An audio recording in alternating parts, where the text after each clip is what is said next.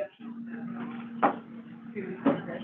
we're going to get going here. It is 6:01. This is the Untitled Community School District 158 Committee of the Whole meeting. Can we have a roll call, please? Sure.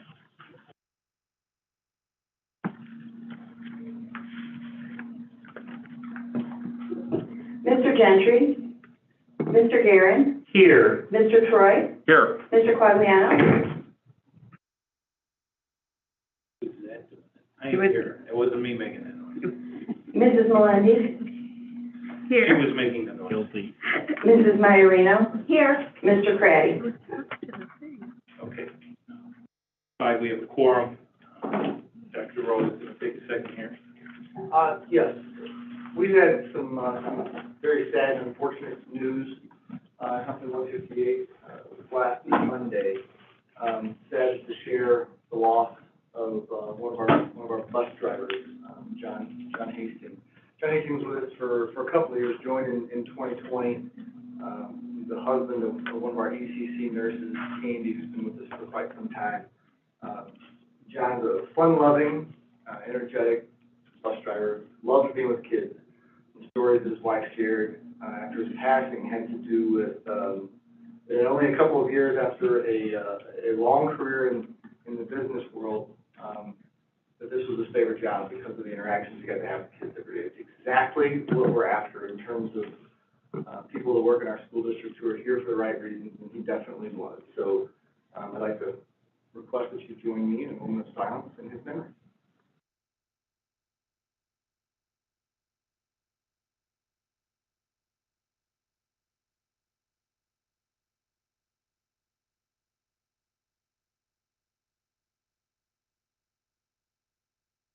If we could stand for the pledge.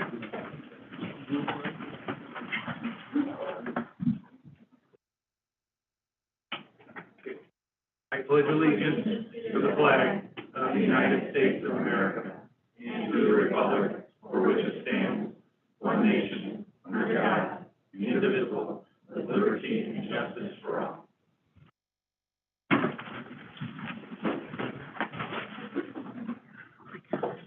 Okay, we have student recognition. We don't see them here yet. We don't.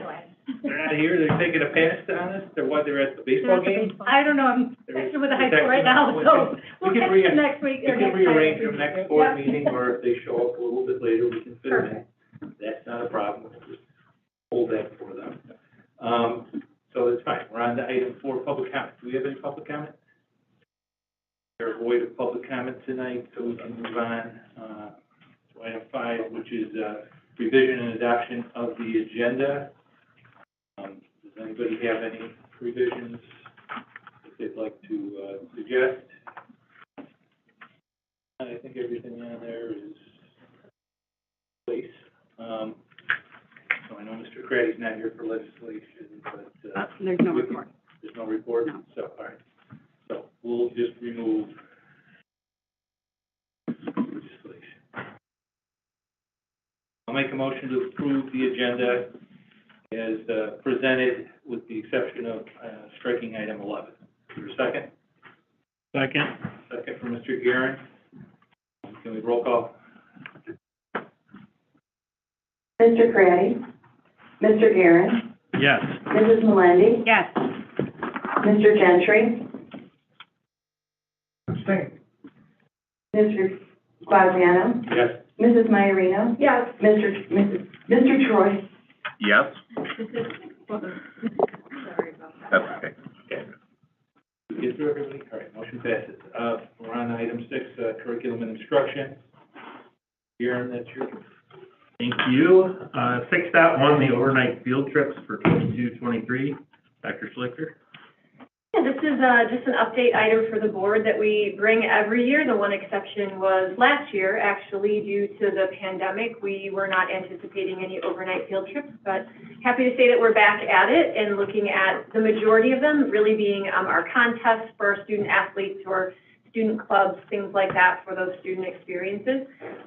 None of these are a promise, and any of these will be vetted as per our field trip process internally, but these are just a heads up to say that these are some overnight field trips that may occur next year, to have them on the list. And so just an information item, but with that, I'll take any questions and be happy to answer them. Questions by the team or anyone else? Ms. Maloney? I just have a quick question. I see there's several wrestling matches, is that what you call them, matches? Okay. Meets. And they're all meet matches, right? And they're all out of town. Is that because there are none in the state? Is that why? No, they're, go ahead. Our wrestling program, much like our softball program, is elite. They strive to go downstate every year. In order to do so, Coach Bertelsman has been, so our track record has got our students invited to some elite meets or meets. And a lot of those do find us in Iowa, and then the one in Minnesota is an extremely high level competition. So doing so to prepare for the run later on in the winter is the purpose of those. So it's some of those opportunities with wrestling are a little bit more unique, where the level of competition is strong, but unlike baseball, where it's elite in the suburbs of Chicago, it's elite in wrestling is something else. Well, we do. We produce some elite wrestlers, so that makes sense. That was it for me. Thank you. Any other questions? I have one. If something else comes up, like on the way throughout the year, do we bring this list back to add to this, or was there a deadline for this, or can this evolve and change as needed? So it would evolve and change. We wouldn't necessarily bring the list back as an update, as the board doesn't need to approve these trips. This is really more just kind of like a high-level overview so that the board and the public can see kind of the range of opportunities for our students.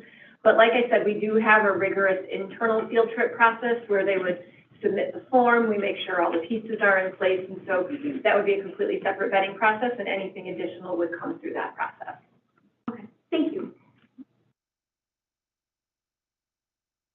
I could Google this and find out, but SC football's going to Brownsburg, Indiana. I'm familiar with what major metropolis that is in Indiana. Brownsburg is outside of Indianapolis. It is. If you're familiar with their head coach. I am.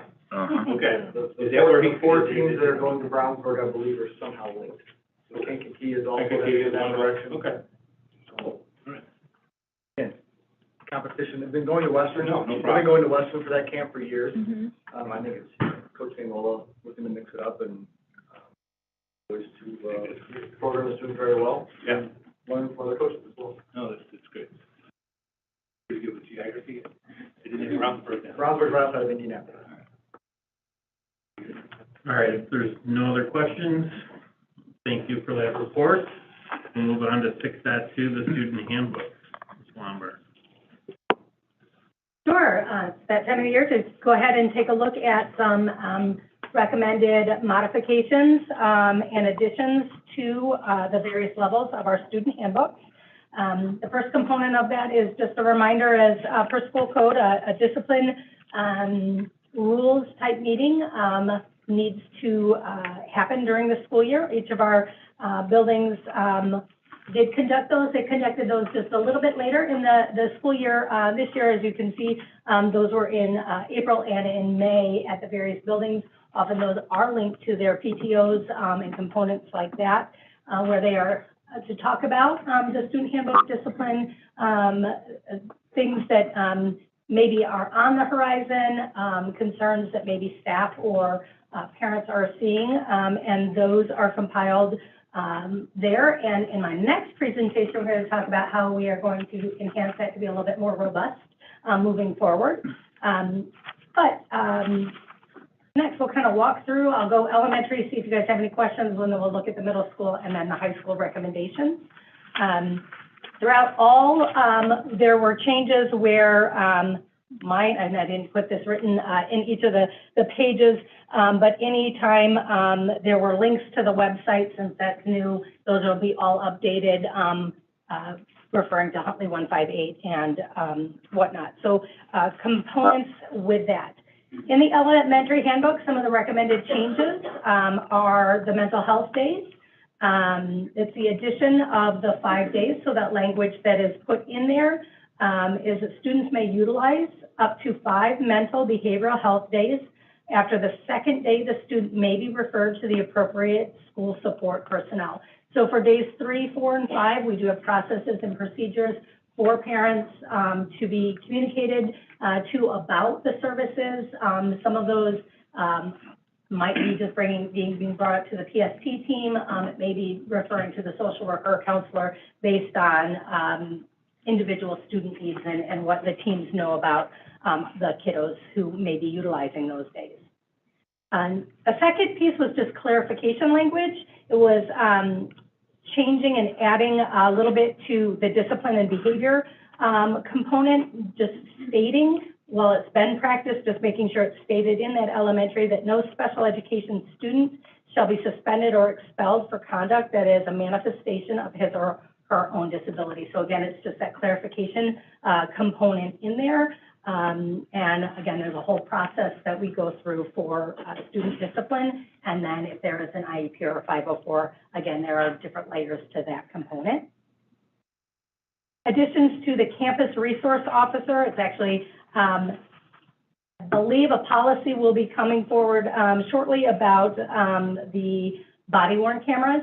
And language that's in the handbook, that's the same in all three, is just, again, letting the parents and the students know we do have this partnership and this relationship for our CROs on each of our campuses.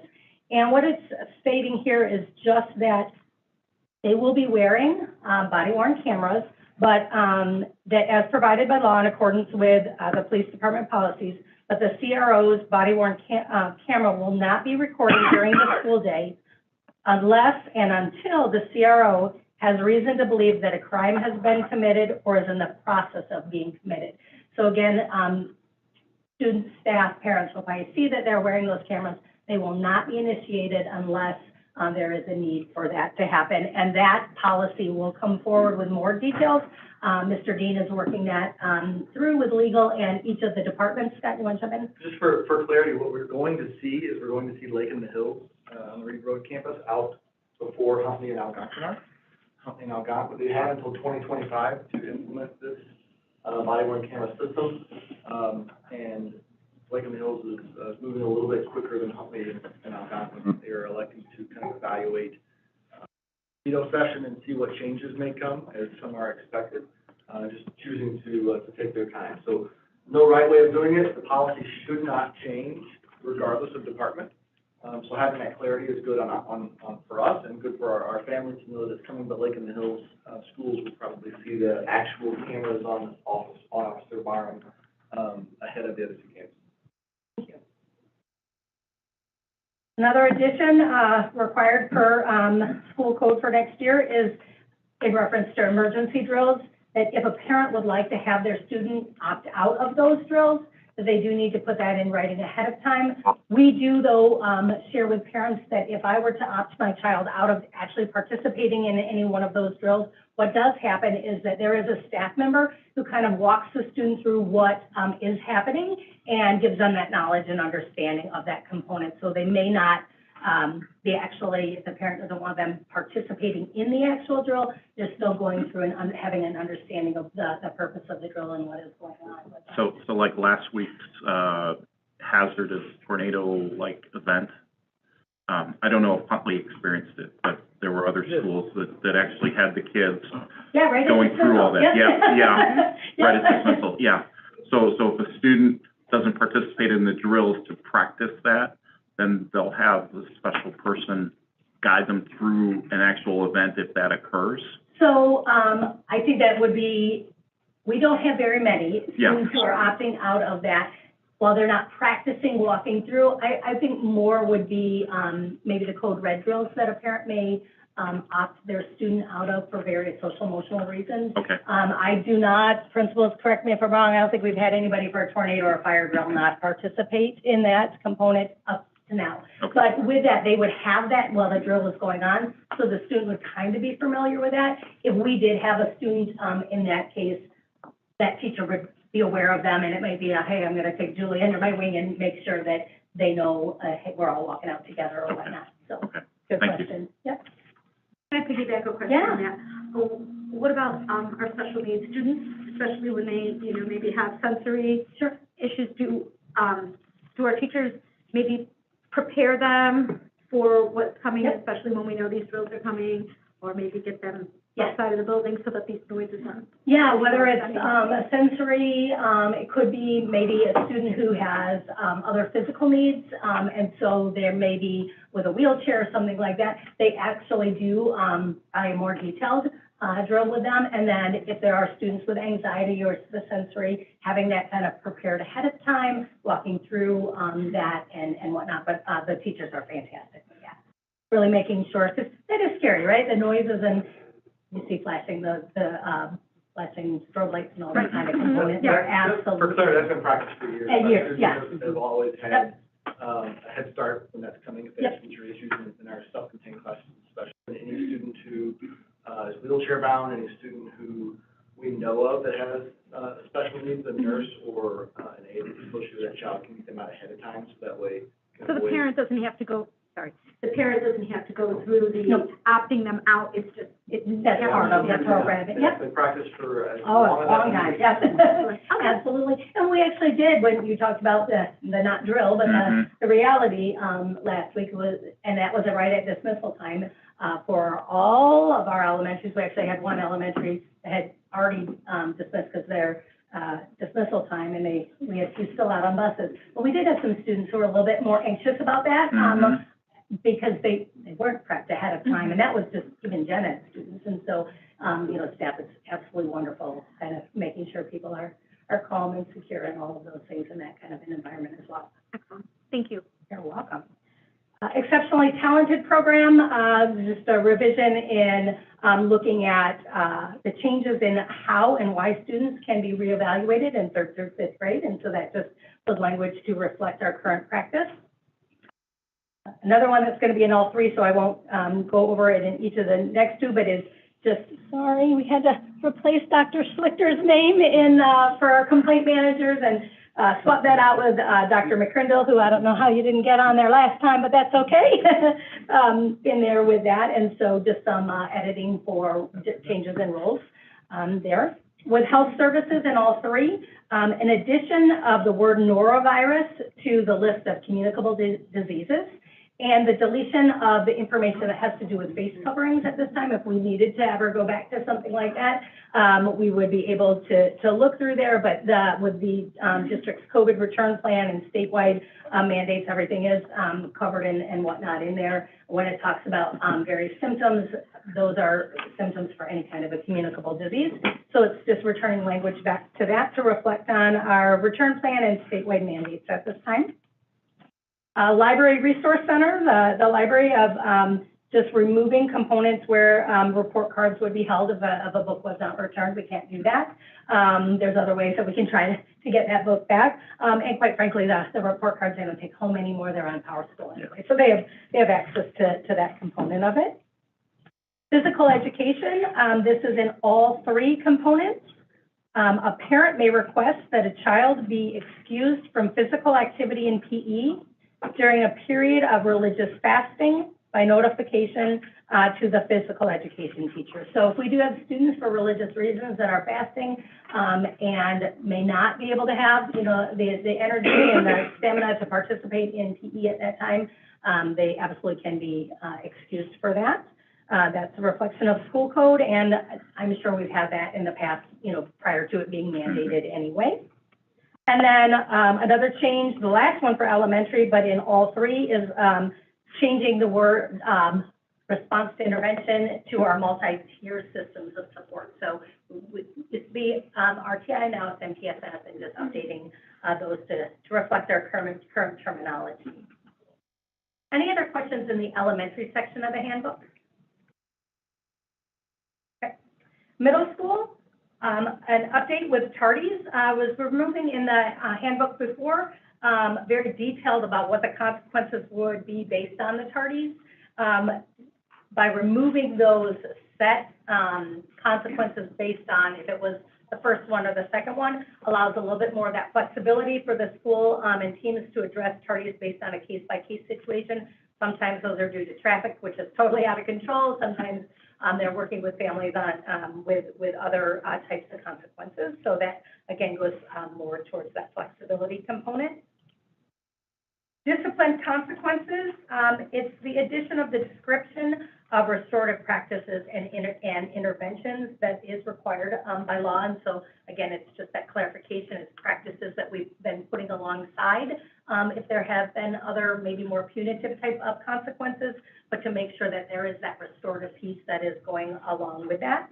And it definitely mirrors in concept what's happening at the high school, but then there are some other interventions that may be more appropriate, age appropriate for our middle school child. And you see the campus resource officer. Another change was the appearance code. This is the removal of verbiage that talks about the length of the fingertip to the bottom of the well, the arm is extended.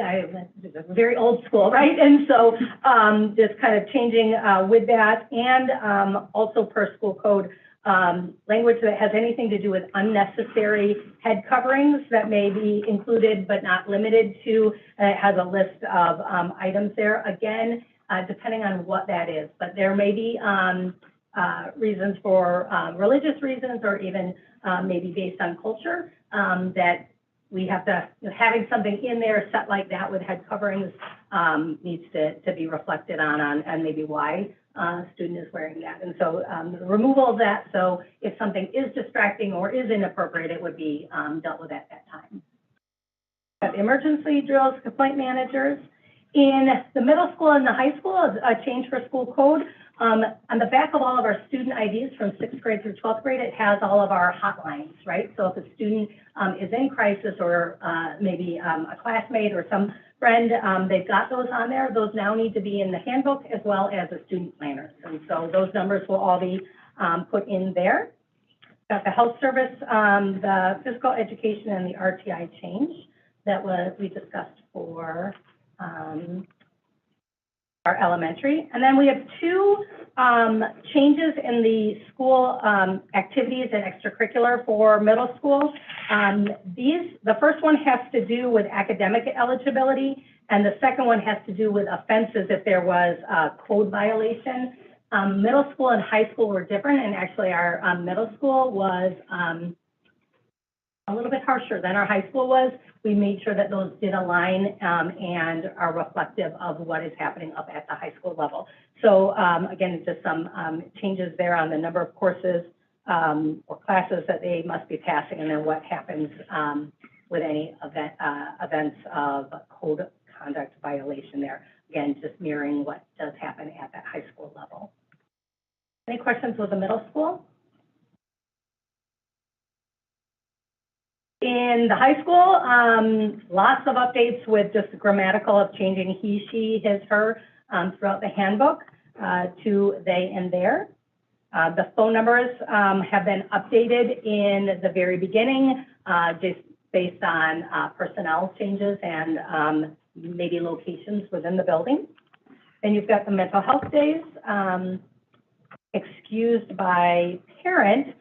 This was a change, and it was actually one that not only staff felt very comfortable with, but parents did as well. They decreased the number of excused by parent. It used to be 10 down to 7. And with the addition of the mental health days and components like that, they figured, well, they don't need 15 now. It should be able to reduce those. And that 7-day average is something that's very comparable with high schools around the area. And so they did a little research on that component, but parents also felt, hey, lower that, it's absolutely more manageable. It doesn't mean that they can't have other medical reasons or things like that, but just the call-in. School visitation day, there's a language there that only the day of the college visit would be considered college visit. Days of travel could be another excuse, like the parents call out or whatnot, excused by parent, not that if I'm traveling for 3 days, that's 3 college visits, it's only 1 college visit there. Single period class call outs, in addition of parent excusal for single class periods while still remaining on campus are not allowed. So we did have some situations where a parent would call the student out just for maybe 3rd period, but they would stay in the building. so now they may be in the commons area or whatnot, the parents called them out. No, those are if the parent's gonna pick you up for an appointment or something like that. So I needed to have some clarification based on some things that did occur this year.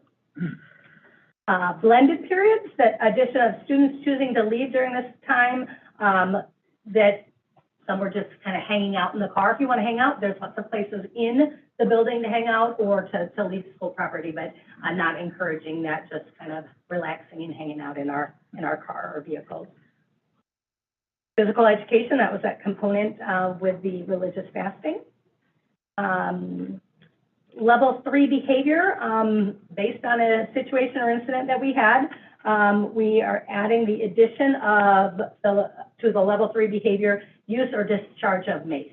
Now, this one was a complete accident that this happened, and there wouldn't need to be a consequence, but it was one of those components we're looking at that might need to be addressed in the future. So did add that into the level 3 behavior.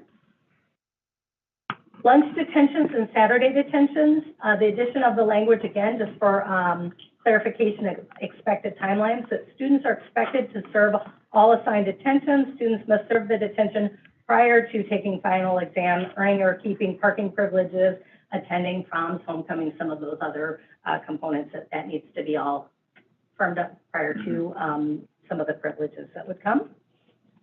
Social action hour, again, it was a clarification of just something based on some questions that came this year, that we have social action hours that can be utilized as part of a restorative consequence for behaviors, that those cannot then count towards Silver Cord or NHS type of community service and hours that they would need for that. So again, just clarification for that piece. There's language in the handbook right now that says that students are not allowed to eat or drink in classrooms at the high school. We removed that. It needs to be kind of on that case-by-case basis, but our classrooms are in a variety of different locations. And so if some things are in the commons or in an area that's more of a study hall, and it's not around technology, obviously, there's times that we needed to allow water bottles and things in classrooms. So removing that language. There was language in there for parking that you could only head in for a parking spot, not that, or pull in, that you couldn't kind of either back in or pull forward through. I know for me, it's much easier when things are tight, sometimes to be able to pull straight out. We removed that language so that kiddos can back in or whatever's more comfortable for them to decrease any accidents and whatnot. Next was the emergency drills, so we talked about that, complaint managers and the communicable disease. School safety dogs, addition of this language in that while safety dogs are on campus, the school will be placed on a hold and teach type protocol, and students will not be allowed to enter or leave campus. Again, just so that they're aware, you know, maybe they're coming back from blended or whatnot. You might need to be in a hold place out somewhere else, maybe it's even by Legee or whatnot, until that is completed, and then we would be able to all call people in, but we're not, you know, using the restrooms and those things. It happens in such a tight time frame there. The campus resource officer language that we talked about, MTSS that we talked about, and then a change in, we don't have a language here yet, but it's coming, that we've got Naviance that's specified in there, but there will be a change that will be taking place here probably early this fall, and we'll need to shift over Naviance to other programs. So we want to make sure that we're just notifying that we'll change those when we get ready to go ahead and do so there. And then at this time, there's no changes or recommendations for anything in the high school athletic and activities handbook. Any questions about the high school? Any questions overall? I do have. Sure. So just for clarification, and I'm not arguing, I'm just trying to get clarification. Yes. When we say students during blended cannot go to their car and just kind of hang out there, is there a reason why they're not allowed to, you know, especially the students just like, I have a headache, I just want space. Is there a reason why that? So based on some of the situations that we've had where you may have had a multiple group of kiddos hanging out in the car, not relaxing because they have a headache, but maybe there's been inappropriate behavior going on in there, so that kind of a component. So. I think, these are addressed every year, and we can look at that, but, we saw an uptick of that, so wanted to definitely address Just that. maybe you may not be aware, but some of the structures in the building, when we first opened a hub, there was a quiet zone and then a collaboration area. And the students reported that they prefer that the hub be totally quiet because they can be loud and hang out in the commons. Great suggestion, so it was converted. So the hub is totally quiet and there's some soft seating in there. One of the hardest things to get adjusted to was to see a student with the earbuds in, looking like they're taking a nap, vegging out, just like you said, in the soft seating in the hub, and that's okay. It's not easy to necessarily be okay with when they're in a class, but they're doing it at another time. So they do have that opportunity, they just need to kind of be in their own space. There are some spaces they can do that, in the building, just so to do that. You may not be aware of those little intricacies, and Right. just want to clarify that. That's good to know that. And this will then, if we are in a hold-in place, though, and a student is coming back, in those situations, that would kind of be temporarily waived. Yes. If they're you don't have to. Yes, no, absolutely, yep. Go back home. And depending on what that hold and teach place component with it, with the safety dogs, obviously we'd want them to stay there. If it would be for something else, we may need to get them to a safe area, like Liggy or something like that. But yeah, absolutely, if there is yep, definitely times that you gotta be flexible with things that are in there. I gotta go home. Yep.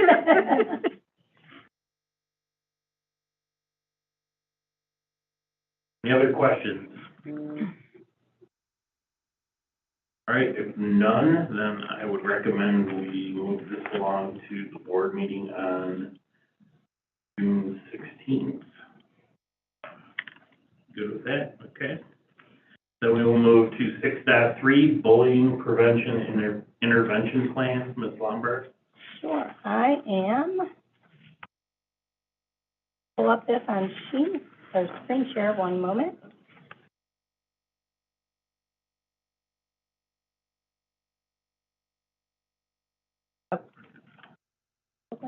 Okay, there we go. And then you have a hard copy that is at your place to kind of follow along as we go through. And I'll kind of stop at various components just to see if there are any questions for clarification purposes. But as you know, every 2 years, we need to review our policy 7-180, prevention of and response to bullying, intimidation, and harassment. And that was previously looked at and approved, say, by IWAS as well as you as the board in September. And then there was a minor adjustment in January, and so that was discussed again. But looking a little bit more in depth, and this was part of our strategic plan, as well as something we wanted to look at over the past couple years, but a little bit more difficult without students being in the building and COVID going on. And so, as we know, and as research says, that bullying, intimidation, and harassment diminish a student's ability to learn and the school's ability to educate. In order for us to effectively provide a climate and an atmosphere that's conducive for learning, there are a variety of different things that we need to kind of look into based on our policies, based on our curriculum, some of our interventions that we have, getting various pieces of data.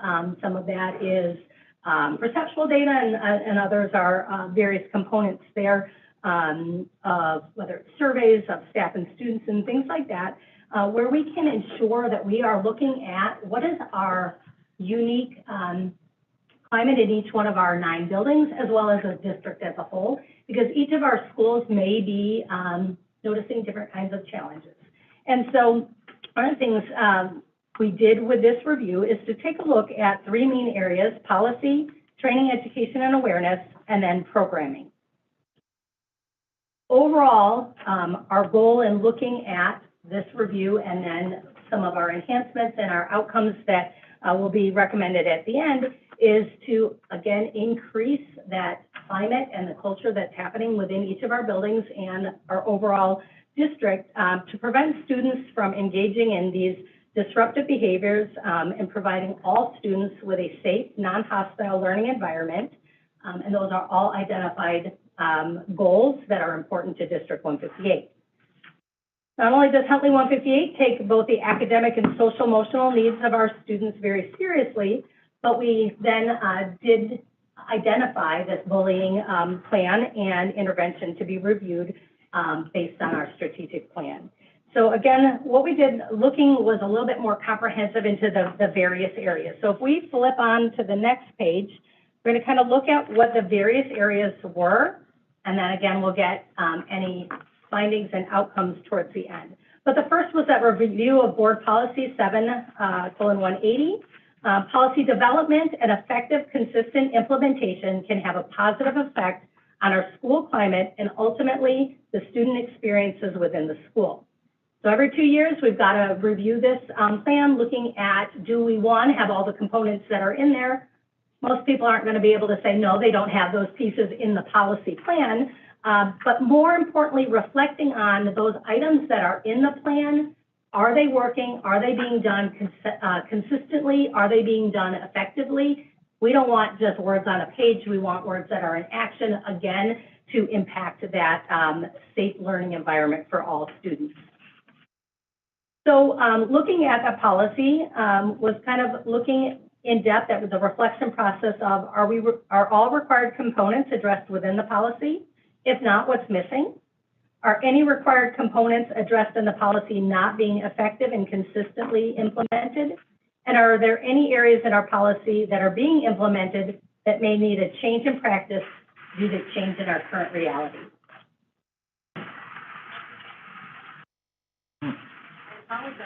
That's okay. So there were pieces on there that when we get to the very end, we'll talk about enhancements of things that are in our policy that we know that we can strengthen based on information that we gathered through this review. The second piece is anytime you're going to make changes or revisions to things, you want to make sure that any changes, modifications, or maintenance of improvements aren't done just haphazardly based on, oh, I think this might be happening, or so-and-so said this was going on. We want to make sure that we are analyzing current data. So things that we reviewed were the number of incident reports that were reported via our bullying platform. I'm going to tell you over the years, it's not utilized very often. Our students and our parents, I think, aren't as aware of where to find that, how to utilize that, and we will be making a recommendation of a change in that report. It's also one that a lot of times we get spam come through there. So on an annual basis, we usually have less than 15, and a lot of those are what we call more student conflict. There may have been an issue on the bus. It was a one-time situation. We've handled it. The principal or assistant principal or dean addresses it, and it's that follow-through loop, and both Adam, Dean, and I are part of that component as well. But again, the majority of those things are in our unstructured times, and they are often that student conflict piece. We now have BEST data, and so we wanted to go ahead and review the BEST data, 5 essential data, and parent and student feedback. And at this time with COVID, majority of that feedback came from those phone calls of incidences that were reported from that plan, as well as anything that may have been called in to the office. So I'm going to skip ahead for just a moment. I'm going to walk through. Can I interrupt Yep. for a second? What does BEST stand for? Go for it.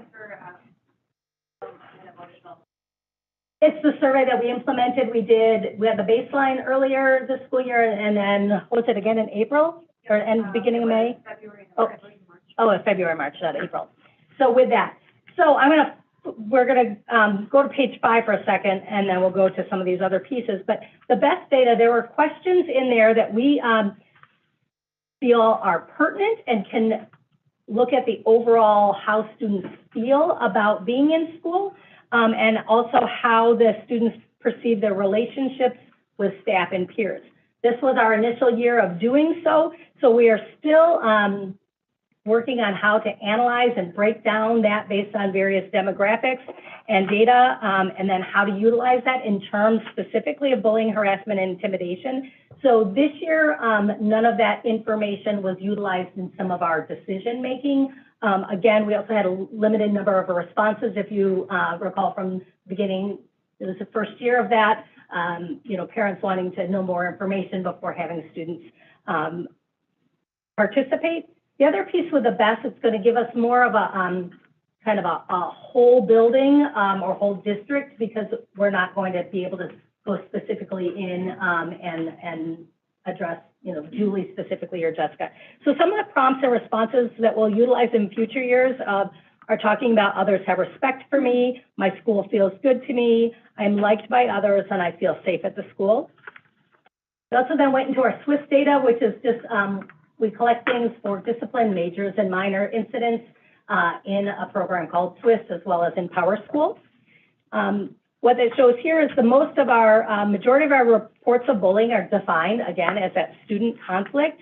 And again, it mirrored what our thoughts were when we were looking at this with our assistant principals, that the majority of incidents take place in our non-structured time, in the hallways, in the cafeteria, in the bus, in the locker area, maybe the playground.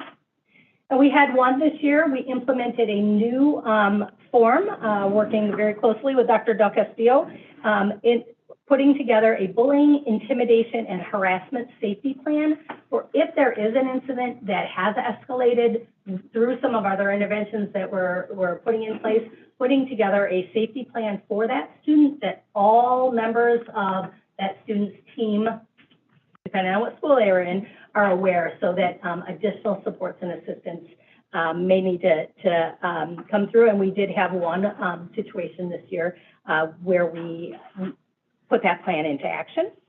And then review of some of the SEL survey key findings that our group felt kind of tied in to the behavior plan or the bullying plan. Talked about 78% of our ECC through 5th grade staff and 63% of our 6th through 12th grade staff see that students almost always or are frequently helping each other, kind of that mutual respect component there, which is great. 95% of our K-5 students respond that they know how to make friends, and 94% of those students respond that they have at least one grown-up at the school that they can talk to. Again, you want that sense of security of if something's happening, I know who I can go to. And then 56% of our middle school students and 59% of the high school students state that they almost always or frequently see students showing respect towards one another. So you see that kind of start to go down a little bit as we go into the middle school and high school component there. And then how can we address that, right? If students are saying they're not seeing that piece of that peer relationships, that climate, that comfortability, and relationships in general really do impact when you're talking about bullying or student conflict. Now we're going to get into the 5 essential data. And again, it doesn't specifically, it's not specific just to bullying. However, there are pieces in here that we can pull out to utilize about staff and student perception. So the first page here is looking at elementary. On the one side, it's pre-pandemic information and data, and then our most recent, which we haven't been able to as a whole district delve into, but to have that comparison between pre-pandemic and this year. The first set is parents on school safety. Thinking if you're looking at pre-pandemic to post-pandemic in each of those areas about how parents are feeling that that their student is safe at school, have they, how does the school address bullying, whether their child has experienced or been affected by bullying, and can the school or the teacher do anything more to promote more of a safe environment. If you look, what you're going to notice, and it's things that we've talked about across the school year here, that there's been an increase of parents feeling that more can be done for making a school safe environment, or that their child has that go-to person, that connection to a teacher or a trusted adult in there, just slightly. At the elementary level, it's still great data. We're seeing that people are feeling very comfortable with the schools, that their students are, on the large majority, are not experience bullying and things like that. However, there are pieces that just because the numbers aren't real large, if you've got 3% or 6%, it's still something that we want to address. But another piece, when we're looking at school safety here, it's not just talking about bullying, harassment, and intimidation. You've got parents who maybe not feeling safe this year because COVID still exists. You have school safety in terms of shootings and things with that. And so those pieces at the elementary level, pre-pandemic to post-pandemic, where you saw a slight increase, still pretty much mirror each other. And we're not seeing as many of those student conflict components that may trickle down and continue into bullying, and that students are feeling that they are safe, that they have somebody that they can go to with a trusted adult. The next step is middle school, and as you look at our middle school data, again, it's pre-pandemic, and then this year, as we're entering back into school, close to the endemic component of there, your still data is people are feeling pretty good, but you're seeing an increase in that experience with bullying, or it could be student conflict. Something here is when the parents are taking this survey and the students are, the definition isn't there. And so what I might think of as bullying may be very different than what each of you are thinking about there. And so when we're talking about this later, it's got to have that common understanding component there. But again, at that middle school level, you'll see a slight increase from pre-pandemic to post-pandemic on feelings of parents. And then again, for students, data is very, very similar, and students are feeling, for the most part, very safe or mostly safe in the school, that they've got that trusted adult and whatnot.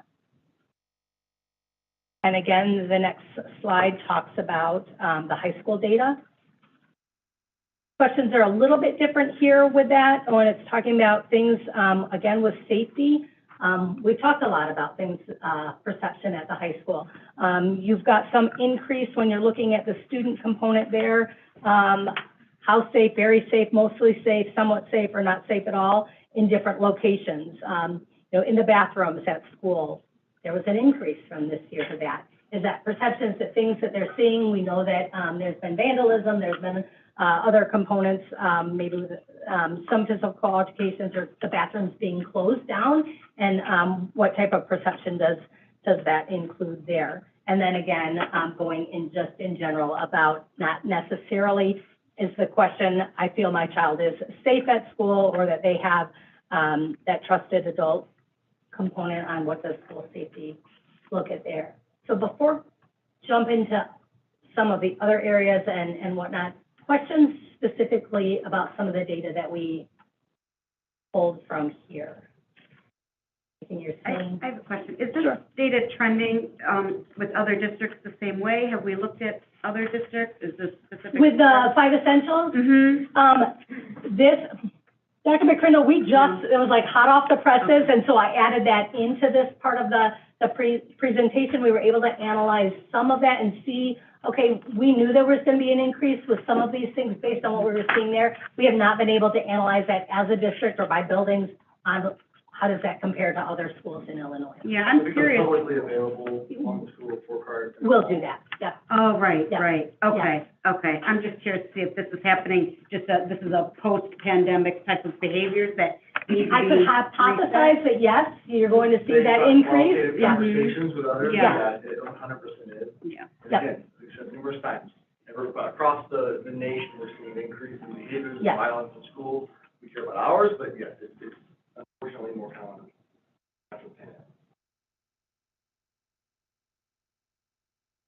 I have a question. Can you clarify this, on this graph? A teacher or other staff member lets me know if there is a problem with my child's behavior. And I'm seeing this, but how would you know? I mean, either somebody notifies you that there's a problem or they don't, and if they don't, then you don't know that they didn't notify you. So this question kind of... That's a great question on there. In not taking that, I've taken this for my own child, and Surveys give us a variety of different information. One of the things that is a challenge with the 5 essentials is the way some of the questions are worded and maybe how to respond on that. Well, if I haven't been notified, I'm not thinking I'm necessarily having a problem.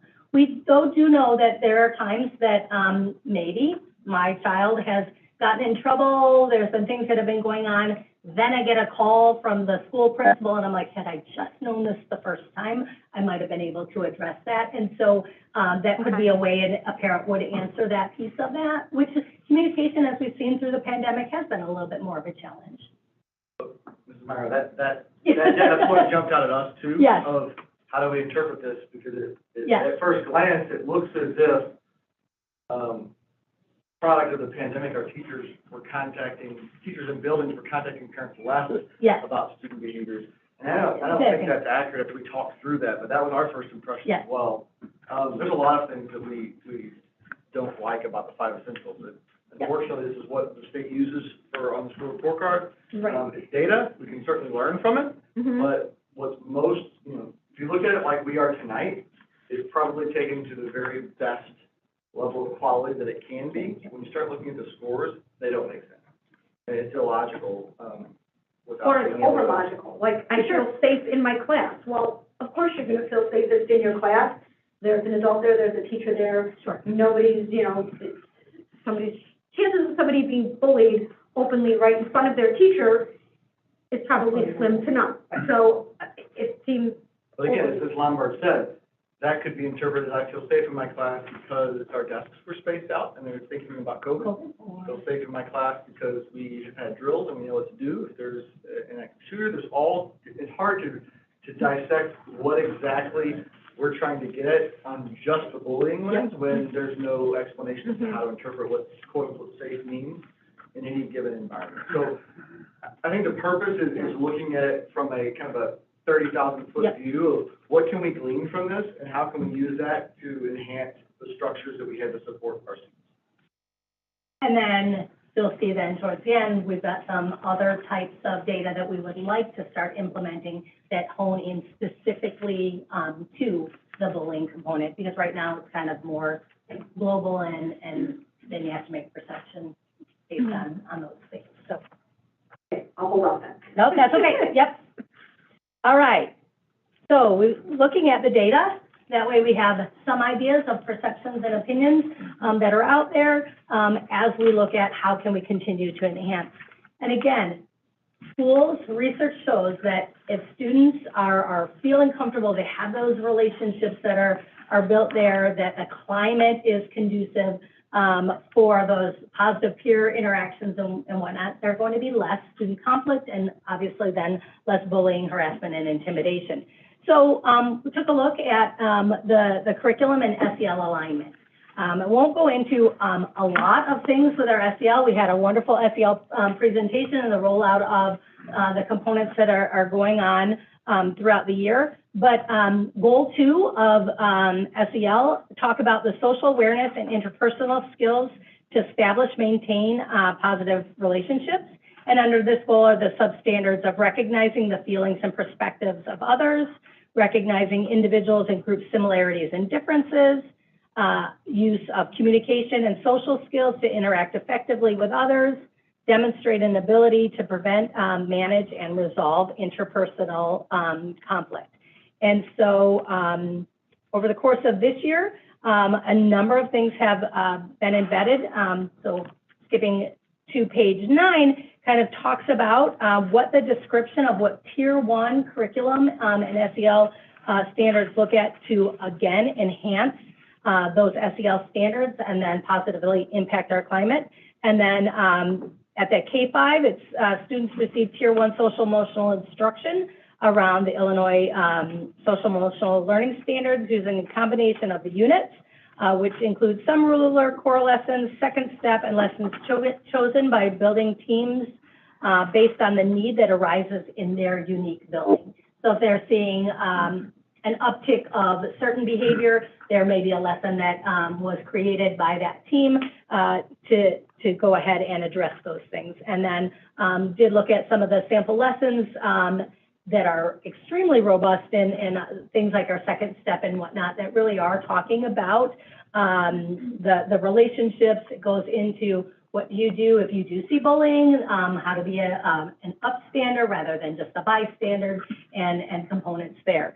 And then with our 6 through 12, all students receive Tier 1 social emotional learning around the Illinois standards through the ruler approach, targeting lessons and SEL tools such as the chart and the mood meter. All students receive through their PE health courses on why emotions matter, how to recognize and understand, label, and express and regulate them. And then at the middle school again, and it's an area of looking at, based on some of the data that we hope to glean from a survey partnership that will be recommended and implemented at those levels, is to address specific advisory lessons that might need to be done on certain pods or even into certain classrooms based on incidences that are occurring. So really the district has done a robust job in looking at their curriculum and especially in that area of social emotional learning and that rollout.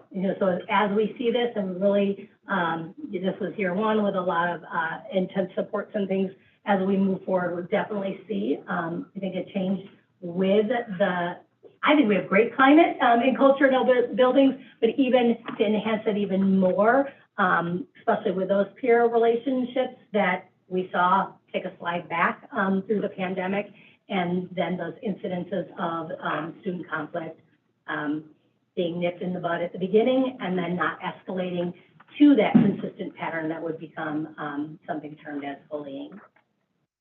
So kudos to the curriculum and special education department and your teams for the hard work you've done there. It really is enhancing the work that is part of this plan as well.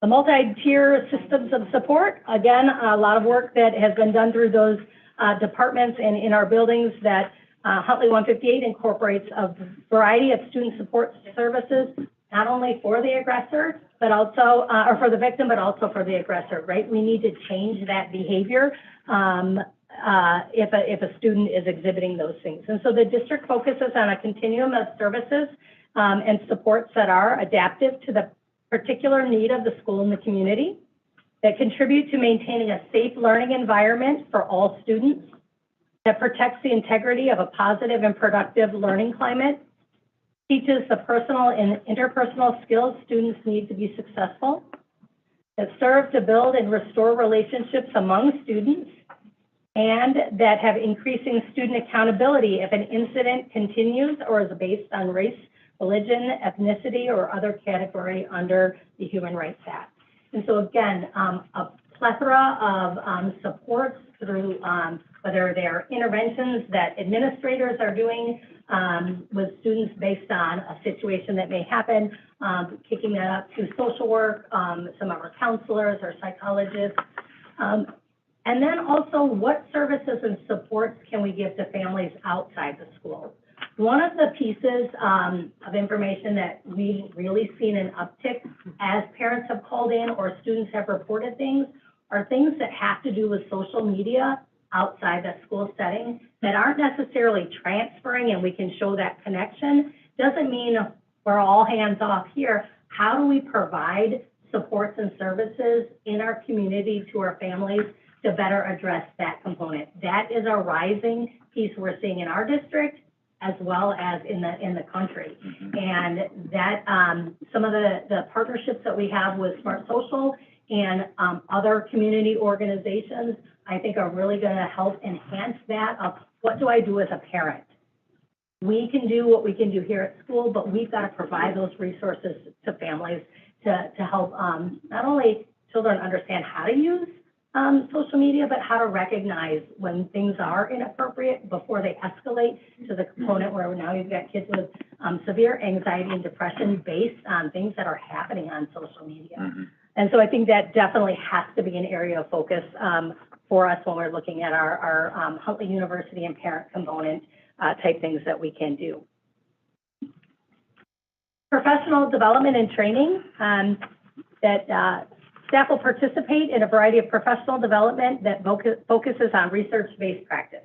When we're talking about curriculum and social emotional standards, professional development is already embedded in those pieces. But again, to have that reminder of what is the bullying plan, what if it's reported, what are our steps that we do, what kinds of things do we do when we see it, and how do we address those components.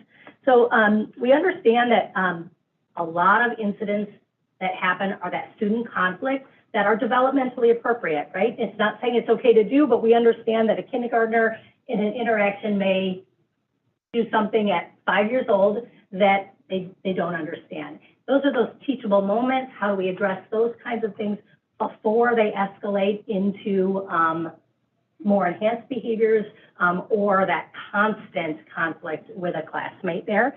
And so we're looking at that piece and having professional development around that area, as well as what about those situations who've now moved past just student conflict and something that might be developmentally appropriate to things that meet the definition of bullying, harassment, or intimidation. Training on understanding the difference between that student conflict and bullying is essential, and in order for us to appropriately take action.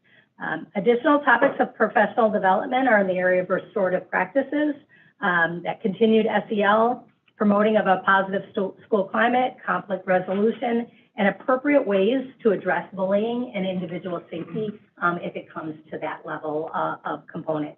And we'll go a little bit deeper into some of the starting pieces here in just a second of professional development that's going to happen for some of our teams here this summer. And most of this kind of ties a little bit in what you were talking about there, where you're like, I'll hold that question, and based on some of the data here that we have, how do we get more data from our stakeholders, not just our staff, but our students and our parents? They may be dealing with things at home, or students are dealing with things on a daily basis, but if it's not being reported or presented, how do we know that? As well as what perceptions are out there that can help address these pieces. And so one of the enhancements will be around opportunities for all stakeholders, students and staff, parents and community to collaborate on bullying prevention and intervention. As stakeholders understand the unique needs within our 9 different schools, as well as the district as a whole, then we're able to identify more accurately, intervene and support the various student conflicts, and together promote positive school climates. Levels of bullying incidences will decline, and positive peer relationships will continue to increase. This collaboration with the school and community will enhance a shared responsibility for appropriate peer relationships and prevent bullying within the school and the larger community as a whole. So it's easy to say that, but how do we gather that and move forward? And so that takes me to the last page. Some of the enhancements are the things that we'll be putting in place. The first kind of goes along with our reporting. As I said, and that's not saying we are missing tons and tons of student incidences and bullying that's out there, but I think that our bullying platform there is not something that parents know exactly where it is, or students know exactly where it is. And I believe we'll be having a presentation, not today, but a little bit later, to go more in depth on, you know, that we partner with Smart Social. We have worked collaboratively, Mr. Kemp at the high school and Mr. Dean had started this component where they have another tool that's out there, if you will, that is a reporting. It's not just for bullying, it's really just when you see something, say something, how do I bring to light information that's out there? And we took a look at the product that they had, and it wasn't that much different than the product that we already had. But working with Mr. Kemp, Smart Social really adapted it to be a two-way communication. So right now, people can report on our forum, an incident that happens. You then just need to wait for somebody to get access to that and call back. With our new platform that will be rolled out, Once I, as a parent or as a student or even a staff member, submit this, and they can do it via form, they could get on a computer, they could do it on their phone, they can scan a QR code, really trying to use the media that a lot of our students are familiar with.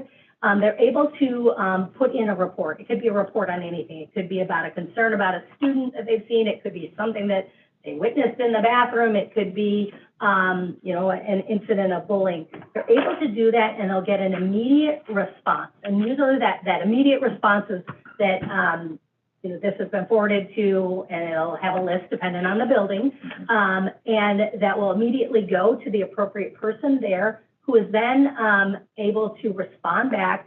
I've got this. If it's something that's urgent, it's addressed immediately. We need you to go to so-and-so the counselor, so-and-so the social worker, something like that. Or it's, we are looking into this. So they just know that it's being followed up on. Piece of feedback that buildings hear, we hear, is it's that follow-up communication loop of, hey, I've addressed this. Our building administrators, again, Mr. Dean and I get them, they're forwarded right to them, and the appropriate person takes action on that. There's not that necessarily a mechanism for the person to know that it's being investigated right away. And so this two-way communication is going to be something that's really, really fantastic. It also has a reporting mechanism that is something that will be real easy for us to track. If there's a certain student over a course of time that maybe it's not the same student, but oh, hey, in second grade they had an issue with this student, in third grade the same child. Right now that's really incredibly difficult to track, but we're able to do this with some of our reporting here through this new platform. So it'll give us a whole nother level of data, not only at the school and district side, but also, you know, individual student component here. This component here, we're going to roll it out for next year. We brought Alex in. We've talked about ways to market to really get that out. Not only will, you know, yes, it's a service we're paying for that's there, but there's a parent communication kit, a student communication kit, and then a staff communication component on there about what are the services, how will this be utilized. If we want students and families and staff to utilize this, we need to market this well. I think we have a fantastic person over there who's great about that piece of that. And so it's how do we constantly get that out there in a user-friendly manner that students and staff and parents will know about. And so we're really, really excited about this. I know that this isn't that presentation, but Mr. Dean will be bringing that forward here in a little bit there. But again, that piece, they really tailored it for District 158. They listened to the things that we had with meetings with the four of us and really tweaked it for our needs here. I do think that this is going to be something that will be beneficial. Not only is it that, but on a quarterly basis, they do a lot with research on anxiety, depression, and anti-bullying, and they will be providing that to us. Things that we'll be able to utilize here, as well as provide with parents on research, on things that can help us be more proactive about things that are going on across the nation here.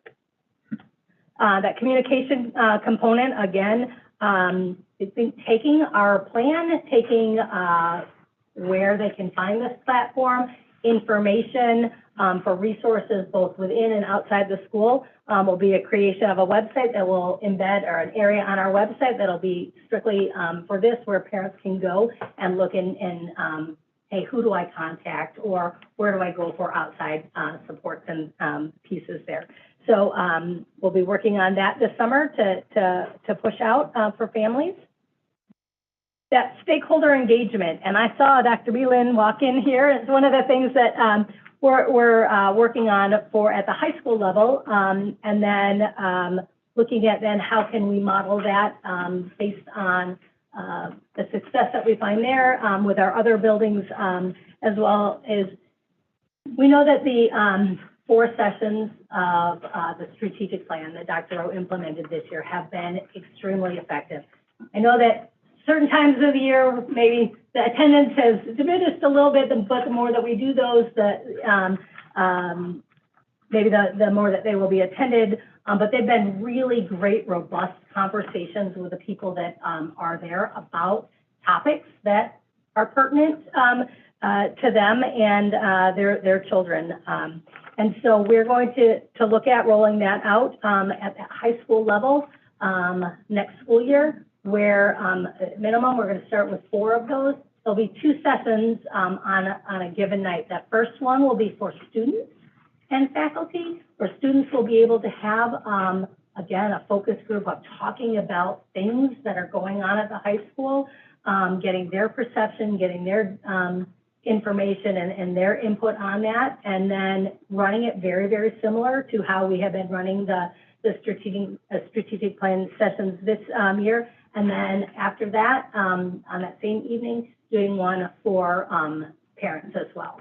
And so what those topics are, we'll identify on an annual basis based on what are things that we are either noticing right then and there about the current reality, or as we start this next year, it will be based on what are things that we've learned from this year that we need to gather more information or get more understanding out there. And so that will be able, again, it will be open to anybody. They'll know the topics. They'll be able to RSVP and participate in that. Again, the majority of the way that will be run will be small tables where we'll be able to get feedback from a larger percentage of parents on topics that they've identified or we as a school have identified there. And so taking that information, I think, is something both Dr. Beelan and I are super excited about opening that up. They've had the, Dr. Beelan, is it the Parent Power Group? There you are, is it Parent Power? But really expanding that and really getting more parent and student involvement, because as we collaborate with the school, the parents and the students, it's that unity that's going to make changes. And actually the most powerful voice there will be that of the student, as they're seeing things and knowing how they can make change and take ownership. And some of that we started to see, second semester. I thought it was fantastic. What was like one of the very first ones was the football team at lunches, as going around and encouraging the kids. It was pushing the garbage cans around, but hey, we need to take pride in our school and our lunchrooms, and just throwing this stuff or leaving that, it's not appropriate. That came from the kids and the football team, and it was neat to see. It was, it's their fellow students saying, hey, we're better than this, we need to do. And I think that those will come out in some of these sessions as well. So it's pretty exciting. We talked about that discipline piece is a conversation by law that has to happen, but really want to kind of have more of a robust conversation of an agenda that we'll be able to provide to the principals to talk about some, again, specific things that we're seeing within a school year, because behaviors change. What we saw this year, we would have never expected before. 2 years from now, we may see very different things. And so we'll build that agenda to get parent feedback on those things so that we then can present every 2 years. My plan is not just going to be just that, hey, here's the policy review. Yep, we've got these components in, but doing a little bit more of a robust presentation on what's the frequency that we see that are there. We kind of talk about those in the groups with our administrators and whatnot, but to be transparent of, hey, here's where we're seeing our issues. Here's how we can address those.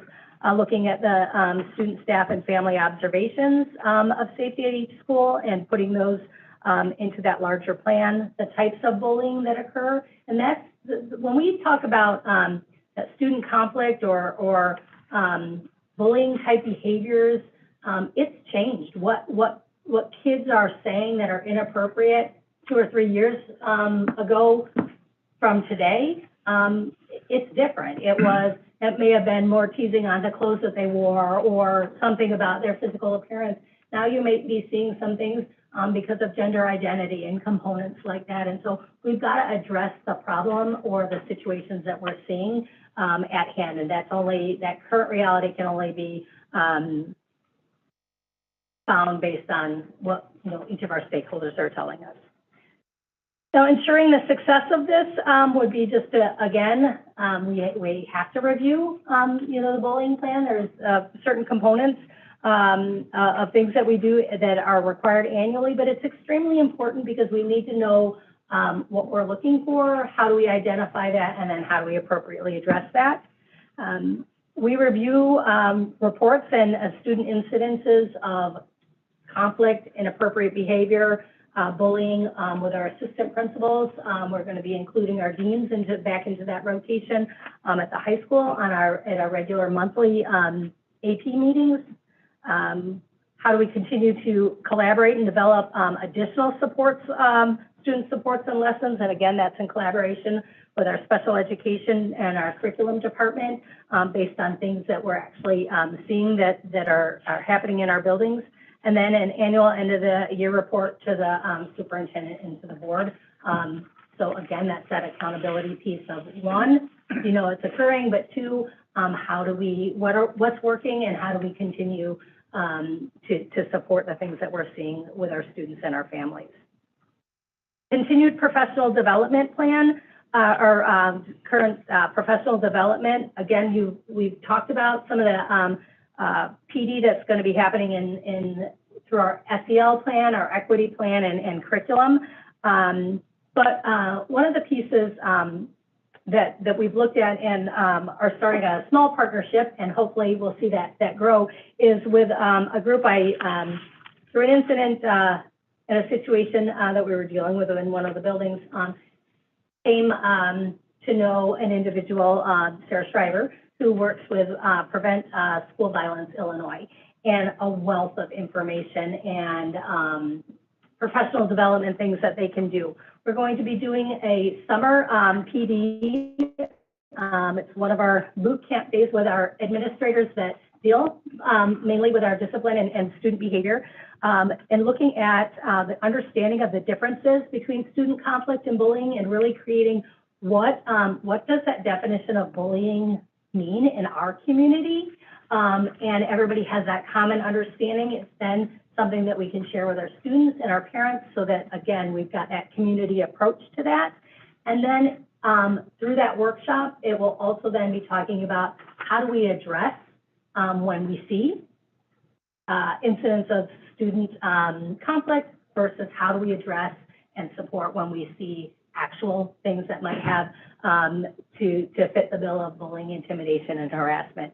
And so we'll be doing that in July, again, with that team. That's kind of that partnership there. And the next piece, and it was one that they recommend maybe not rolling out on a large scale, but in that smaller component, is of looking at conducting a staff and student survey, probably at the most ideal starting point is at your middle school level. And I've got some sample questions here. It really goes, it's only 30 questions that staff and students, there is a parent component, but they said usually when we're starting building that relationship and partnership with them, that they start with those that are in the school to really get an understanding of what is that current reality. So there may be questions, and there's the never, rarely, sometimes, often, and always, but it could be in the past 12 months, how often have you, and then it would be experienced or have been bullied because of someone you thought of about your race, your ethnicity, or your skin color. Or the next question would be of a disability, or someone thought you had a physical, mental, or learning disability. Again, the questions are really targeted to try to find out what type of incidences are happening so that either lessons can be addressed with that, or other types of professional development components there. Then it also talks about questions that would be, how often have you, maybe you haven't been bullied, but you've witnessed. How often then, if you've witnessed it, have you reported that? If you haven't reported it, trying to get the why. So again, it's how do we build that climate and culture of supporting one another, of building those positive relationships, and again, that see something, say something type component, so that it can be addressed before something escalates or before a student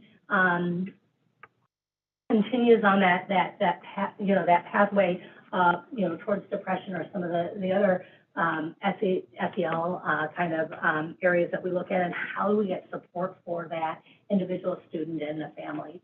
And so, kind of a short survey. It's done in conjunction, with the, Prevent School Violence Illinois, as well as, it's University of Chicago that analyzes that data and provides a report back, and then gives recommendations or suggestions on how to target those specific behaviors with, again, PD, intervention, and action. So those are areas of enhancement that we will continue to move on in that area. Questions on any of it? Go for it, Melissa. Look at me, smile. Okay. Yep. It's a lot of information, and it's overwhelming. One thing, where do I even start? Can we break away or acknowledge and focus on getting away from this definition of bullying? And we talk about bullying is repeated, it's this, it's that. Sometimes, honest to God, a one-time incident can do more damage than an ongoing, nice hair, your hair is awful, or whatever it is. A one-time incident can do so much more damage than that. And I don't want to lock into, this doesn't fall into the category of bullying. This is, something different, because ultimately it impacts their social emotional learning. Mm-hmm. It filters down, it all ends up in the same place. And I really want to make sure that we don't get trapped in this locked-in definition of bullying and how we're addressing things with students. I agree on that. I would say that our buildings agree on that as well. I think that oftentimes the word bullying is utilized in a variety of different ways of how, again, a person interprets that. I think that that's that piece of that first initial professional development on whether it's happened once or it's happened 5 times or it's happened for 3 years. It depends on what was said or done. There are things that we have to keep that definition there, right? Because that's the law. But our buildings do address situations, whether they happen one time or many times. And it's how do I, based on what that is, what's the appropriate response to that? Sometimes a response might be, I need to sit down with Jessica and Julie, we're going to have a conversation. The situation where you are talking about that, depending on how it impacted that student, it might need to be escalated where they're having an intervention with a social worker or a counselor and components like that. And I think that a lot of our PD that's been done around social emotional learning, a lot of the things that we've seen this year, and even in the past, administrators address it based on the appropriateness of the level of what it was rather than what that definition is. But the more that we can have other tools and interventions to address those pieces and then get that information out to our students and families, I think, Melissa, will get away from, oh, this is bullying, or it was just this one time, or there wasn't the power imbalance or something like that. It's how it impacted the student and how do we then intervene for that child. Right. And also make sure that there is that level of accountability that we can't say, well, we can't consequence because it wasn't bullying. I mean, there has to be that balance, that double side. Yes. It is important for students, families to see that there is that level of accountability and there is that action that is taken there, because that is, we've talked about that before. It's been a complaint, consistently, that I never see any follow-through or the end result of this. And I understand, again, it teeters on that confidentiality for the student. So it's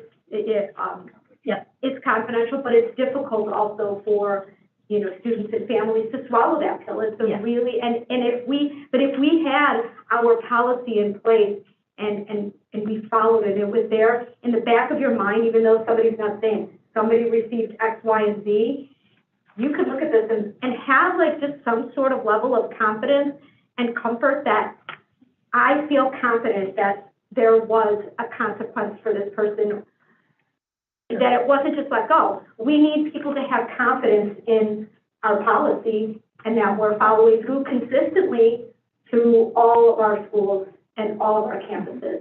And I look at our stakeholder engagement, and we're talking about a group of parents meeting biannually. I mean, this is something that legally is supposed to be done on a yearly basis. So, No, I think you're reading that wrong. That will be done, that meeting happens annually. We're making that meeting more robust to include those conversations. The report to you guys has to be on a biannual basis. Every 2 years. Yes, sorry. Not Every 2 years, twice yeah. a year. Yeah, the conversation, that we're talking about with the parent groups and the student groups will be done, regularly. That is not. but the committee needs to be made up to help us drive our policy on an annual basis. So how are we going to take people from each individual school, per se? Are we going to have then a representative from each of the buildings to come together to help and work with the board to create, to have feedback into our policy? Just point of technical clarification, Yeah. not to pull away from the point that you're making, Yeah. but the parent committee is not driving board policy. Like, board sets policy. I know your point, I just want to be sure we're clear about that they're providing feedback on perception to help us ensure we have a robust system, where they're involved in understanding. But we're working together to help, to take that feedback for what's needed. And Feedback, yes. yeah, so I guess, how are we going to do that with multiple groups in the schools? They will focus on their buildings, and then a representative or a few representatives will all look at that Okay. district-wide. Okay, Sorry if I didn't explain that as well. Yes. That's Yes, where I yes, kind of yes. got a little bit. Yeah, we can't have all of those people in one big meeting, right? Right, and students will be involved in their own feedback group that is happening throughout the school year in smaller settings.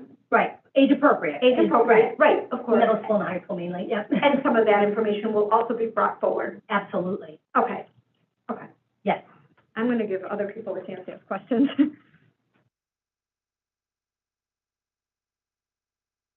I guess I struggle with this topic a little bit, just to kind of, I'm always thinking of, it's all very good layout as far as the information, and there's, I guess I would kind of characterize it as, and perhaps it is the right weighting, but 80 or 90% prevention, 10% intervention. So I'm kind of scratching my head a little bit as I go through this. So what are those interventions? What, of all the things that we can do to raise awareness, change culture, change attitudes, that's all good. But when something really bad happens, you have an aggressor, you have a victim, and it sounds, you kind of, it doesn't feel too deep here about what happens to those two sides of the behavior once identified. What, and as I'm thinking about it, it's the reformed aggressor has a lot easier time carrying on than the helped victim. And how do you almost like rebalance that to be more punitive, is the wrong word, I think, but make it more punitive to the aggressors and make that more known, not like highlighted like billboard, but how do you make that emphasis that it is a serious deal and the aggressor needs more action, less reform than the victim needs more reform, less action, I guess. Sure. Well, and I know that this is something that's difficult, especially when you're dealing with a really intense. That piece of restorative practice, that's law now, right? Like that needs to be in that restorative measures because again, I may have been that aggressor and there is a serious consequence. And as board, we know that if we have situations that need to come to you that are at that level, they do.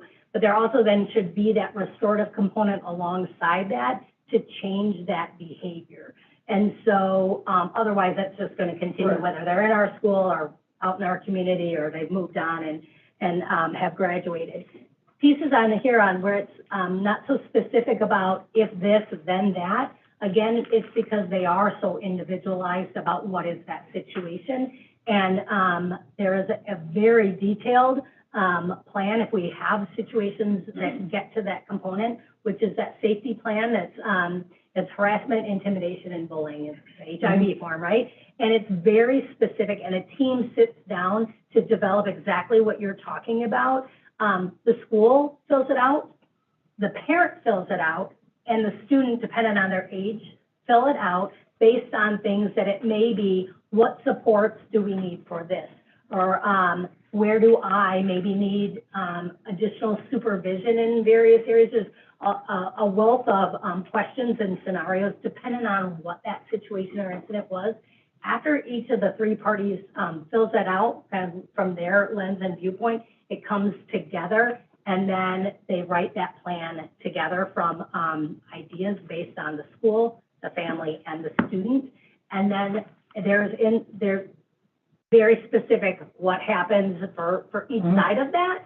It's even looking at school placement or classroom placement in, for the future, or how long is this in place, and what things will we look at to see how effective it's being, when can it be discontinued, or does it need to continue? Okay. And so we've gotten one situation that we've had to get to that plan there. That doesn't mean we're never going to utilize it again, but there is, that piece. And we, as a district office, fully supported the building as they went through that, and the team and the family as well. Okay.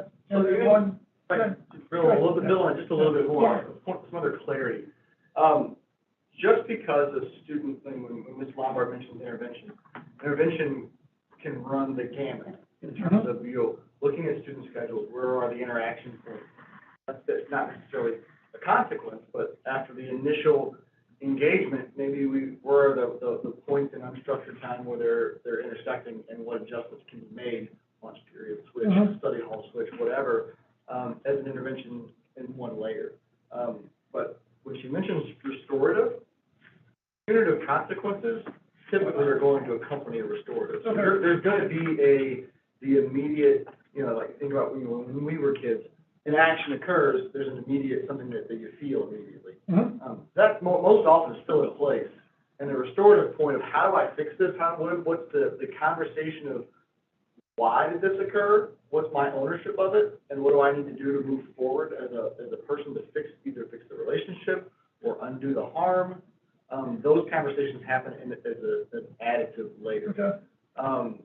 And a lot of times I think when we mention restorative, we don't always assume, I say the proverbial we, because it happens in the buildings too, that there's a punitive component to that, that the whole gamut of everything that you're all familiar with from years being on the board, from lunch detention all the way up to coming to sit before an expulsion. So all those things are there, and it depends on the level of severity. And one of the intricacies that I've seen over the last few years has been the impact of that action on the student. And a lot of times the conversation with the family, talking about how severe is this, not asking them what should be done, but what's the impact on the child that is that victim prior to issuing consequences. Not just black and white, this occurs, here's the consequence. We need to look at well, how impactful was this?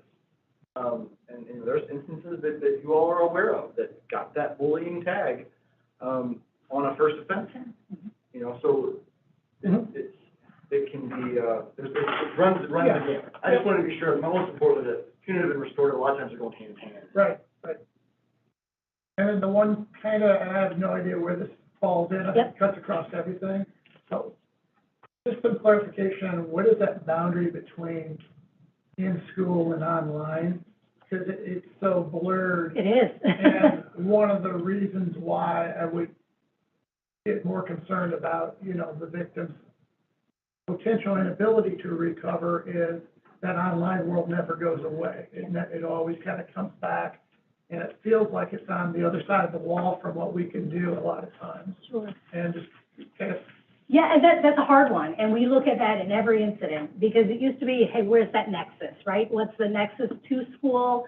it coming in or is it impacting, based on how students are talking, about things? That nexus has changed a little bit, with a recent Supreme, Court, finding there on that piece of in school and out of school or, versus, social media. So with any of these situations, we sit down, we may have to get on the phone with legal as well to look at that piece of that.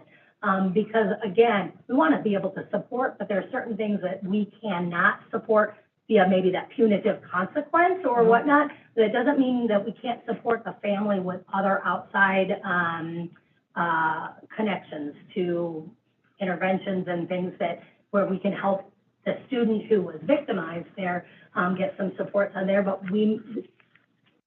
I don't have a great answer on that because again, every situation is a little bit different. And as we look at that, it's got to be that impact, at school.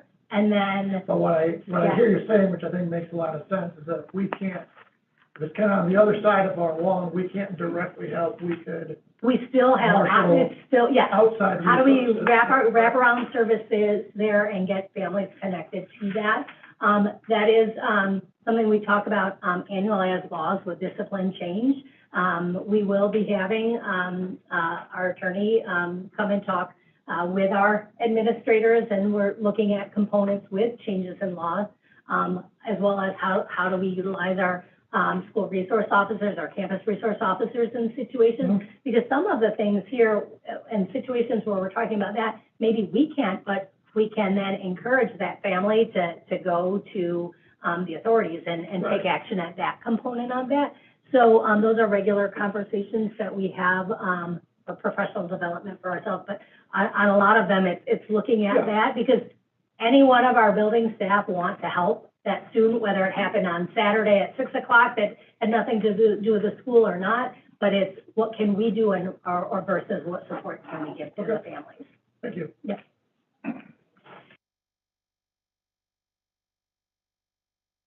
Any other questions? Yeah, I did have, I had one more actually. When we talk about, emotional support for the victim, will there also be, and we, I know we've talked about consequences and everything, but drilling into social emotional support for the aggressor to drill down into why is this happening? What is going on that you feel the need to bully or? Yes. So there's something.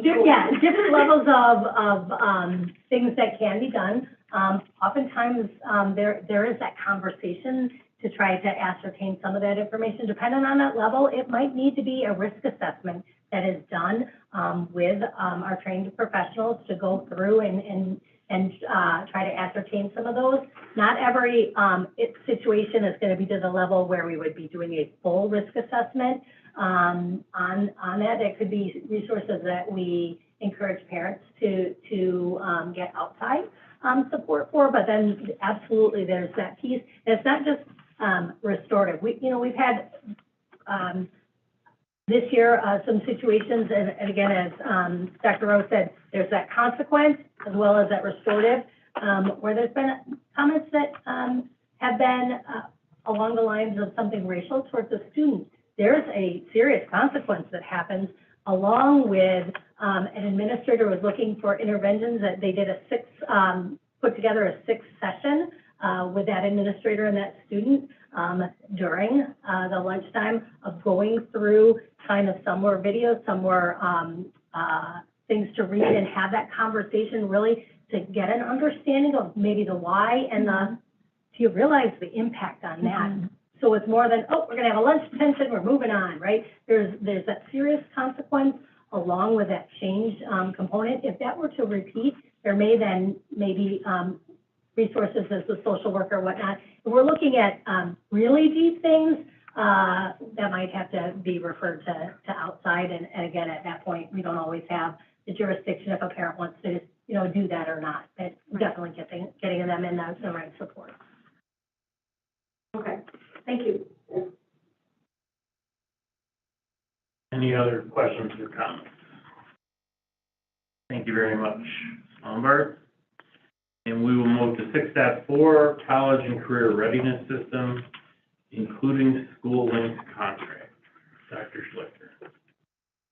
Thank you very much. We are presenting tonight, and Ms. Bagby is going to do the bulk of the presentation, about, it's actually sort of a two-parter. So we're going to be discussing a big picture framework that's going to tie together some pieces related to college and career readiness. You've heard us speak about dual degree, about the career pathway endorsement, and we are really, really excited about this big picture improvement for our students in grades 6 through 12. And then the next sort of piece to support that is going to be a recommendation to engage in a contract with Schooling's platform, which will support that work.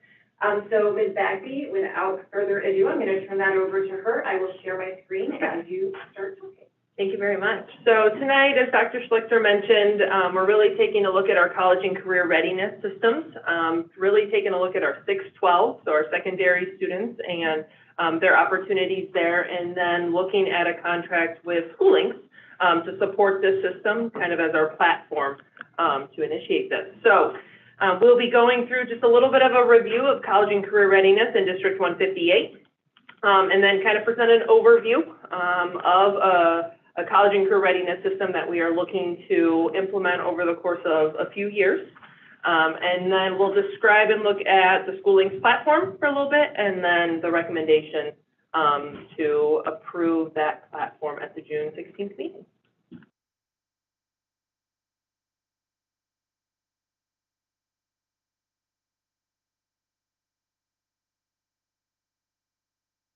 And to start this out, the connection with the college and career readiness aspects that we took a look at, the strategic plan, goal measures, we looked at these when we were taking a look at the pathway endorsements as well, but trying to look at all students are prepared to achieve their lifetime potential, and really looking at the careers through technology, the workforce development, and that real world and engaging learning pieces.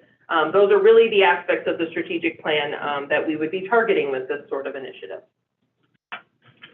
So there was a committee. We'll look at the committee and the team approach here in a little bit, but these are the four main considerations that the committee was really diving into when we were looking at college and career readiness in District 158, as well as a platform to be able to support college and career readiness.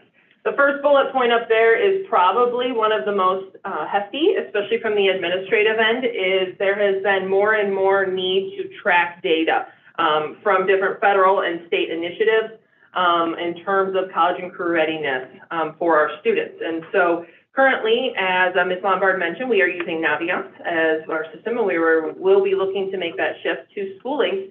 One of the main considerations is that first bullet point. We have this increased need for data tracking, management, and being able to make some decisions to support our students and what their interests are throughout their 6-12 experience. And so the other components that we really took a look at is that need for to support our 6th through 12th grade students through a robust counseling program to learn some of those employability skills, workplace trends, and really start to either begin at that middle school level, exploring what their interests are, exploring what their identity is going to be, and how can we get them by the time they get to Huntley High School on a personalized, individualized plan, with the idea that there's a lot of opportunities for them, whether it's dual degree, it's online courses, blended courses, different in our academies and some of our pathway endorsements, which opportunities are going to be best for them, where are their interests at, and which plan should they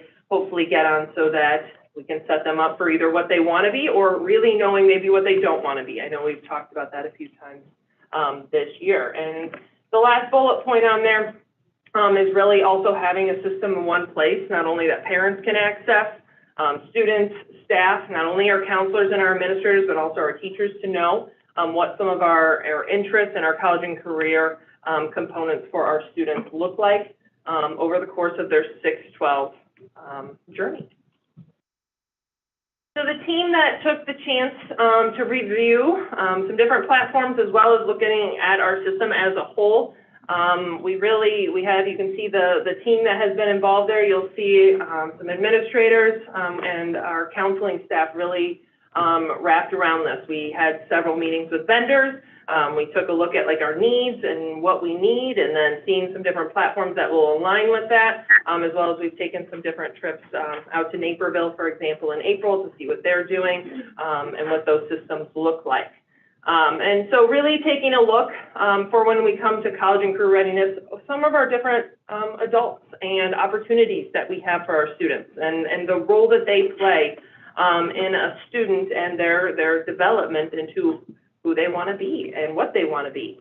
So our counselors, teachers, academics, our parents, local business partners, and really having a system that can support that from a 612 approach and that can be highly engaging for our students as they're exploring and working through their 612 journey. So from this, really we wanted to create a vision that works through what we would like to see our students as they go from 6th grade to 12th grade be able to be. So students in Huntley District 158 will graduate from Huntley High School with a knowledge of self, skills, and a plan to achieve their goals. Students will engage in college and career readiness planning activities grades 6 through 12 in order to define and achieve those goals. And so that's the vision, so how we would be taking a look at this vision.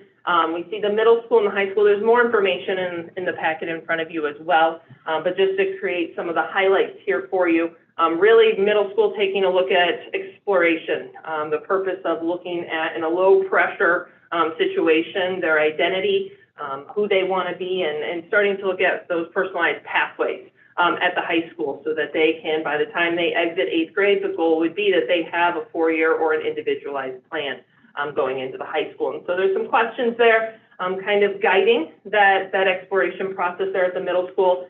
And then you'll see starting to tie in here, this is where the platform comes in, some of the assessments and activities that we would have available within schooling for students to be able to explore. And then the high school really gets into, so we're on some sort of pathway. We might be wondering, we really like this pathway, we want to continue on, or this might not be the pathway we really want to be on. We want to switch or like explore something else. But really starting to take a look at like careers, what's in demand, what does that work look like, what would I need to do, how would that impact my future lifestyle from a financial standpoint, and really trying to look at some more of those, what does post-secondary life look like for our students. And again, some of those assessments and activities and schoolings are there. And so when we were looking at some of these different platforms, the next part on this slide is really kind of looking at this more on a framework. We have schoolings. We'll have our new Director of College and Career Readiness. And we have, as you can see, the little bars in the middle of each of those, we have a lot of different people involved in this journey for our students, our teachers, our counselors, our parents, our community, in different aspects of making sure that we're academically ready, our workplace is ready. We have these experiences, those internships, job shadowing experiences that we have talked about, especially with the pathways, and that we have some of those employability skills through college and career readiness, and we know and have had a chance to explore what maybe our interests are and our skills are and how those align with what we could potentially have as a future career.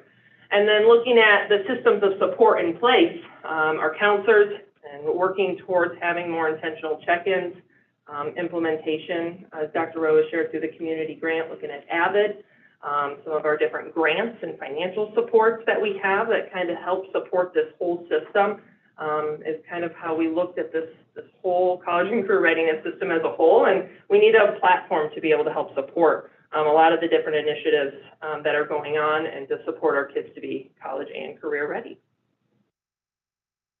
So again, some of those goals, we'll take a look here, and yeah, I put in maroon, in red there, some of those different things that we just talked about, like academic readiness and school links and how those goals and what areas really target those goals. So you can see there really that top goal is about academic readiness, making sure kids have courses that set them up for whatever that future career might be, to make sure that they are able to explore and are on a sequence of courses to set them up for success, as well as they have the English and the math skills that they may need to be able to pursue that future career.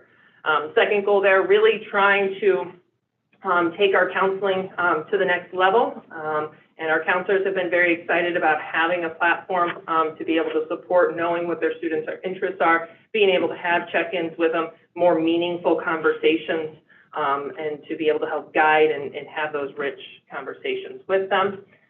We talked a lot when I presented last time, the pathway endorsements and those workplace learning opportunities, being able to have a system where we can not only seek out opportunities for our students, but also log these experiences, be able to have kind of like a portfolio for our students as they go from 6th grade all the way up through 12th grade.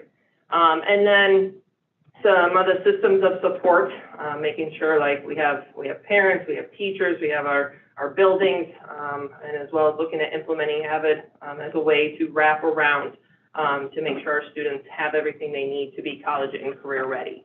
And so the last bullet point there, this journey really starts at the middle school level by allowing students a chance to explore, identify their skills, their interests, and really the main goal of this is trying to get an opportunity for our students to have a path by the time they enter 9th grade. So we have the next 3 slides, really are a little bit more detail on a 3-year implementation plan. Year 1 is really the implementation, the beginning usage for our students. So you can kind of think of, we're going to be working on developing some of those employability skills, that counseling curriculum, how students learn to develop their interests into what a future career is, what skills they have, how that could tie to a future career, things of that nature. And it's a little bit differentiated there for our middle school and our high school based on the needs. So you can see a lot of the main work is going to be on preparing for more robust systems as we move into year 2 and year 3. But the big focus is getting our students into schoolings, getting our parents into schoolings.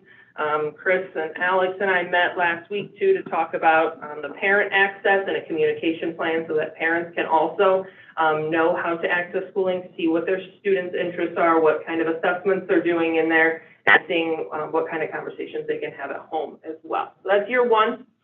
Year 2 is looking more on a full implementation. This starts to ramp up a little bit with our students really diving more into some of their learning styles, their personality types, not only their interests and their skills, really building on that and bringing in some more of the college and career readiness standards into the chances for our teachers and our counselors to work with students on helping to develop who they want to be and those opportunities for them in the future. And so we work on building some curriculum year 1. Year 2 would be the implementation of that to really be able to more robustly work for our students. And then that goes into year 3. All of this work we're doing in year 1 and year 2 really is building us up into year 3 to work on, by the end of 8th grade, our students have a 4-year plan going into high school. So that they know like what online classes, blended classes, dual credit opportunities they might want to take, or do they want to go into a pathway endorsement? Are they looking to do a different type of track that might be more suited for whatever college or career that they want to do, but knowing what track, what pathway would be best to set them up for what that future career or college opportunity might be for them. And so we really wanted to spend the first 2 years making sure that we are building things out, that it is set up for success so that we can really make sure our students have the opportunities and our teachers and our counselors and our buildings have the ability to support our students in knowing how they can get them to be college and career ready.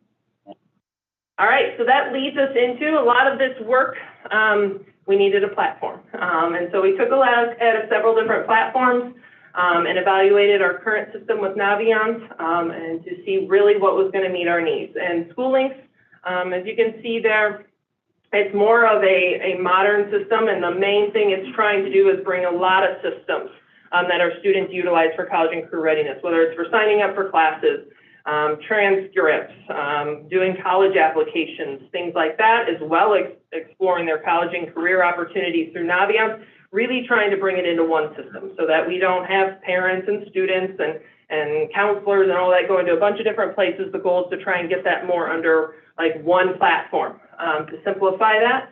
And so really, SchoolLinks came out through a lot of the different explorations and talking with other school districts We visited Naperville as well. They are currently utilizing School Links. And so that is the one that we will be recommending. The big benefit there, I bring in there, you might have seen this graphic before, is really trying to get kids on an individual plan. And that career-focused instruction, their academic readiness, those professional learning opportunities, really go into that individual plan. We really think School Links will help support a lot of this work.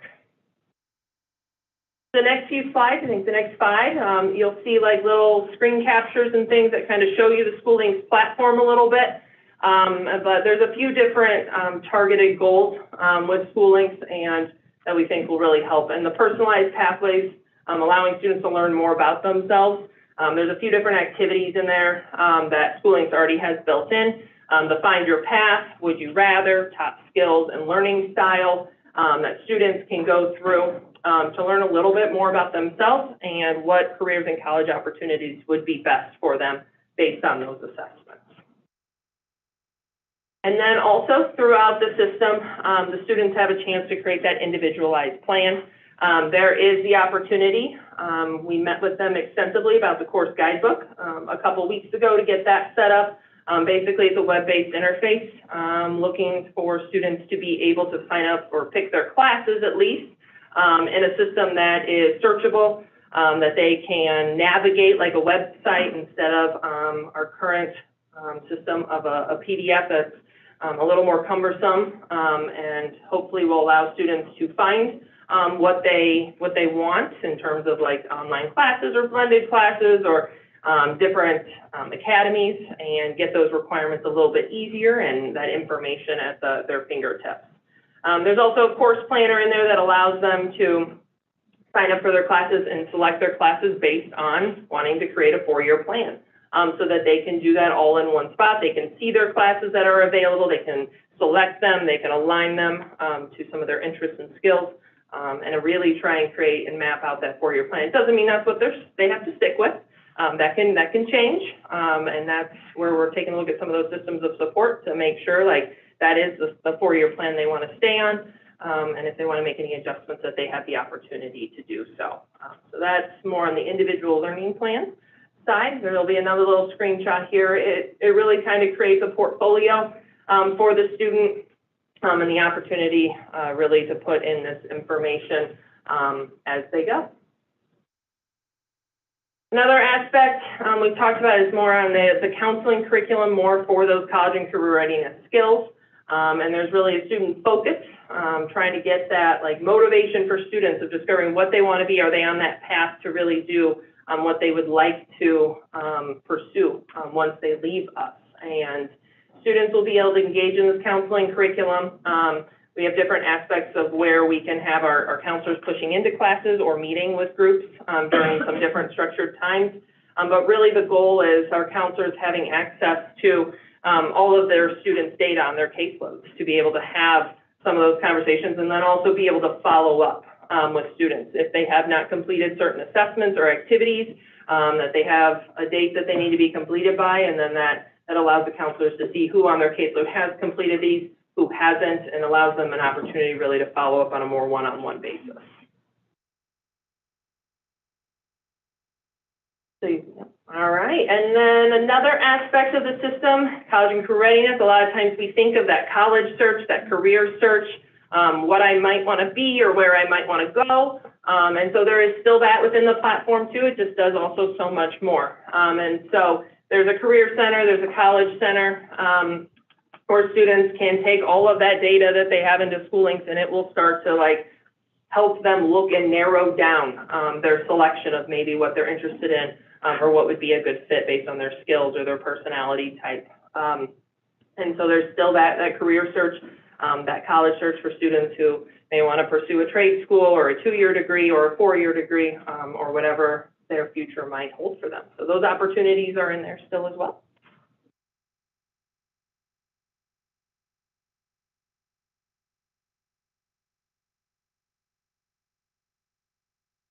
There we go. And then the biggest pieces we talked about with one of the goals at the beginning is the data management side and being able to track a lot of the college and career readiness data. And so this is, again, one of the, I would say, I mean, all of these aspects are very robust and built out within schooling, so this data tracking area for us to be able to not only track our data, but be able to make decisions and see some information about what our students are doing, where they're going. There's alumni opportunities in here as well for us to make sure we're staying connected with our alumni. That system has been very well built out for us to be able to track a lot of our indicators for these pathways and where students are going, what they want to be. And so there's a lot of really great opportunity with the data that can be collected there. All right, so ultimately, from all of that, we are recommending that the College and Career Platform of Schooling move forward to approval at the June 16th Board of Education meeting. Before you open it for questions, I want to hit a few of the really, really big trends that I want to make sure stay top of mind here. So schooling, it seems it's like all-encompassing. And the best part about it is their CEO, Katie, saying is accessible. We're connected to her, and that they are committed and have shown that they can tailor this program to the platform to meet our needs in Huntley 158. So when Ms. Bagby mentioned the personalized pathways, that's a specific request of ours, is how can we build that out so that we'll know this is successful when our students leave 8th grade. They're familiar with schooling, they've been in it in counseling curriculum in middle school, they've built out their 4-year path in high school, and they know who they are as a learner, and they can go there because of interactions they've had in the school's platform. This is assisting them and their families and our counselors in guiding them of what's the best way to engage in our learning at the high school, course by course, with traditional, blended, competency, online, so they know what do I have the most likely, the highest likelihood of being successful, in addition to the college and career searches, monitoring our pathways, and helping students prepare for whatever lies behind beyond high school. So this is a big deal because it's touching the college and career pathways, it's touching from scheduling to sending transcripts. It is one stop of the shop of anything I've ever seen. And they have proven to be fantastic. We've worked closely with both Naperville and Maine Township High School District on what they've done with them. And again, Katie saying their CEO has been extremely accessible, loves what we're doing, and is excited to help evolve their platform to go beyond what it currently is, which is something we bring to the table for them. So there's a mutual interest in it being successful here. But the key component here is we will know this is successful in 3 years when our 8th graders are leaving and they're already familiar with it, because that's the struggle we have with Naviance, with getting our high school kids to engage at a deep enough level that they use it for their college search and all their applications. This ought to be taken care of where our kids going into high school in 3 years are so familiar with it that it's already a part of what they do. That's how we'll know this is going well, and it's something we're going to monitor very closely.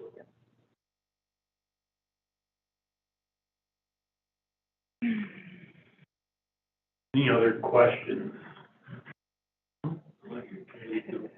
Yeah, look at me. This is, going to be paid for with a grant for that 2 years or 3? We would have all 3 years paid the community grant, so we could pay for 3 years of it up front, and it would be replacing Naviance, which we have been paying for as well, so we'd be replacing that, and then we'd be paying for it out of the community grant. Okay. Rank for the state of Illinois. It's a federal. I don't know, it's federal. Yeah. Okay.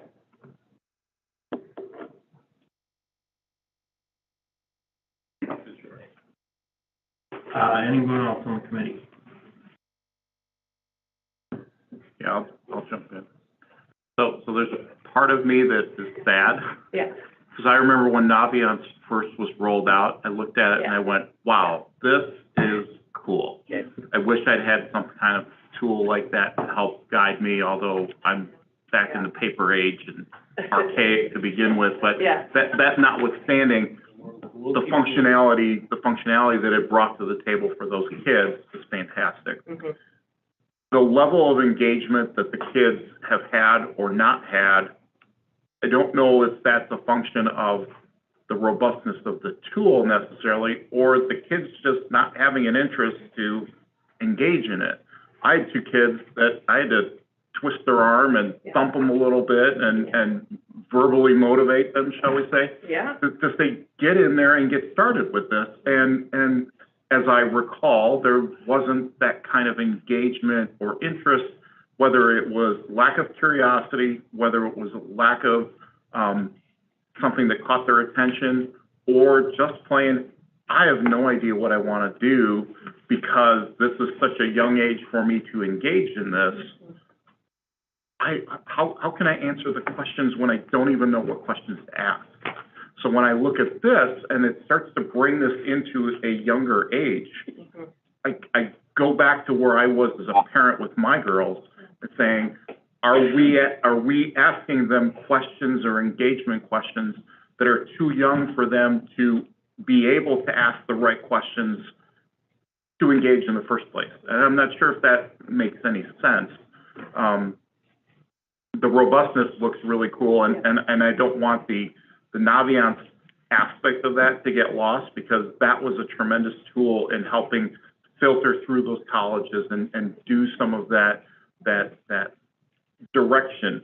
Otherwise, they'd be looking at me and saying, well, Dad, okay, how do I find a college? I said, yeah, you open a book and you get your pencil out and you do all it. Dad, we live in the electronic age. That's just not going to work. So from a college standpoint, I want to make sure that functionality and capability is still there. But then I go back to the other question of how do you engage kids when they're not even thinking college and career readiness? They're worried about being 6th graders and 7th graders and getting through those early transition middle school years, which have their own complications and trials and tribulations. Yeah, and I mean, when we visited Naperville, there were several different school districts there that were with us, and a lot of them have been using Naviance and things like that, and have been either already or will be looking to make the switch to a different platform. Naviance and Schoolings, I would say Naviance, it is still bringing in those components that are engaging, that are interest-based. So some of the different assessments that we went through, I mean, they are tailored to like a 6th grader, a 7th grader, an 8th grader, and what their interests might be and how they can take those based on their age level and grade appropriateness to help them figure out, you know, how do those interests fit, or their different skills that they might have as a middle schooler. Then those are going to evolve as they go up into high school, and those assessments do adapt. And so that is one thing we looked at, the counselors especially, and our building principals, of making sure that it is still a robust and engaging program for our students. I would say another big thing is just the accessibility. Google single sign-on will be the big feature that will allow our students easy access to Schoolings. Naviance, it was a cumbersome process with passwords and logging in, and so sometimes we had really just accessibility issues with getting kids into the platform, and that was another big thing that our counselors looked at, is the accessibility to be able to get our kids in so that they can discover and work through all of this. So I would say it is definitely still there. As Dr. Rowe said, it is very robust. Katie Fang has been tremendous, and her team in supporting anytime we need to meet or talk through something or work through something. They have been there, and so it has been a tremendous support so far, and we haven't even signed a contract with them. So, Thank you. yeah, thank you. Yeah, I mean, more simply football, you were just asking if they're too young to be starting this type of thinking type of thing. I mean, Yeah, well, that's one of the many wouldn't questions, mind- but yes, that was in there as well, yes. I do have a little bit of that concern. I think the platform's great, makes good sense. The recurring verbiage I see in here is creative communications. Like it's a class. So we have one aspect that we're trying to, again, increase that engagement in those usage and opportunities. It's an Explore class that we currently have at our middle school level, and working with our teachers with creative communications as well as our counselors at the middle school level to not only have the opportunity during the day, some advisory periods will be utilized as well, but having the opportunity during the day to participate in some of the activities within schooling, but then being able to follow up with, let's say they have an interest that has been identified, then being able in that class to do some sort of either multimedia presentation or a speech or some sort of activity that they can investigate that interest even further. And so it's a way to further engage them and kind of build it into our curriculum so that we know everyone has access and opportunity to be exploring and learning a little bit more about who they are and what they want to be in the future. This is all students are participating. Monitor how that they are engaging. Yeah, so a lot of the data pieces, our counselors will be able to see their caseload, and we will be able to see, so let's say it is their interest inventory or their interest assessment. They can see like the kids on their caseload, what percentage of them, and then drill down to see which ones actually have completed it. They can look at some of their results. And then for those who have not had a chance to complete it for whatever reason, they can have either more opportunity or they can follow up with them one-on-one to work through it together if they so choose. This is not really an attempt at middle school to steer them in No. a specific It's really an direction. exploration. The only reason I say it is Yeah. making sure people don't think. Yeah, right, no. At that early age, trying No, to by no means. silo them into pathways and stuff, but it's just aware of and aware of the type of learner they are and what might fit best. Absolutely. To go forward. Yeah, and at any point, I mean, they can take these interests as their interest and as they develop it, and they can take them as many times as they want. That path can change. They have the opportunity to adjust their 4-year plan as they have different experiences. And so, no, by no means are they locked into a path at an early age like that, no.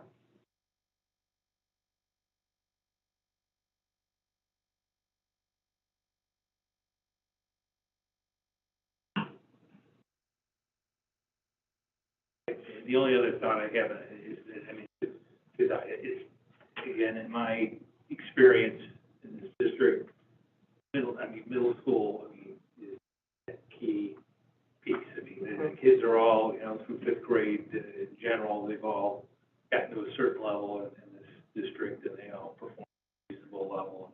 And middle school is where the change these kids comes, and that's the area where, again, what we can do to stuff like this to help focus and corral their energies, get them going in the right direction, so that when they set foot in high school, they're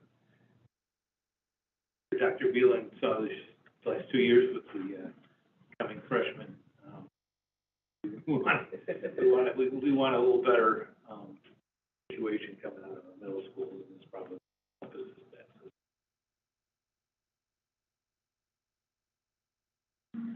Any other questions? I do love that word, energies. Yeah. That's a good one. Any other questions anyone has?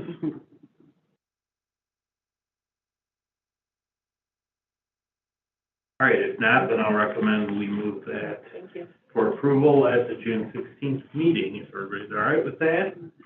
Thank you. And then we'll move to number 7, the Finance Committee. Okay, Finance Committee, we have our payables, purchase orders, and press checks, payable disbursements, et cetera, listed. Does anybody have any questions on those items that are in the packet? Down here. On there. Okay, Freddie's not here, so we can't really do it. So then we'll move forward to the board for approval. Item 7, that's 2 monthly fiscal updates. Mr. Altmeyer. Thank you very much, I appreciate that. Just a few things to note. The district has been awarded the propane bus rebates. We did receive notification from the ILPGA, that we will receive $36,000 for the 9 propane buses we recently ordered, so that's good news. And on another note, regarding sustainability, we did apply for the EPA bus rebate, the Clean School Bus Program application. That just opened up a few weeks ago. The application is fairly straightforward, so the district has applied for that. and the EPA anticipates notifying all applicants of their selection status within approximately 60 days of the deadline, which is August 19th. So hopefully somewhere around September or October, we'll, we're going to be part of a lottery with this one. Unfortunately, there is priority given to the $500 million a year that they are doling out for propane buses as well as electric, and McHenry County is not on that priority list, but there will be dollars allotted to everybody else in the lottery, and so I'm still pretty optimistic and hopeful. So just wanted to make the board aware of that we're moving forward with that as well. I'd be happy to answer. No, actually, I have one more thing. Transportation. In an effort to be a little more prepared with transportation next year, right, building our resources of drivers and whatnot, we are looking at possibly outsourcing, or we are looking at outsourcing transportation for our special needs. Contracting. Our special needs out of district students, right? And the company that we're currently looking at is called ALC, great company. They specialize with special needs students, and we will be bringing forward that recommendation at the next board meeting, but did want to make you aware of that because we did not have a chance to pull it all together for this meeting tonight. And we're currently doing some of that with taxi cab companies, so we're going to consolidate a little bit. We're not outsourcing your money. Thank you. That was not, that was not even a split. Any questions concerning fiscal update?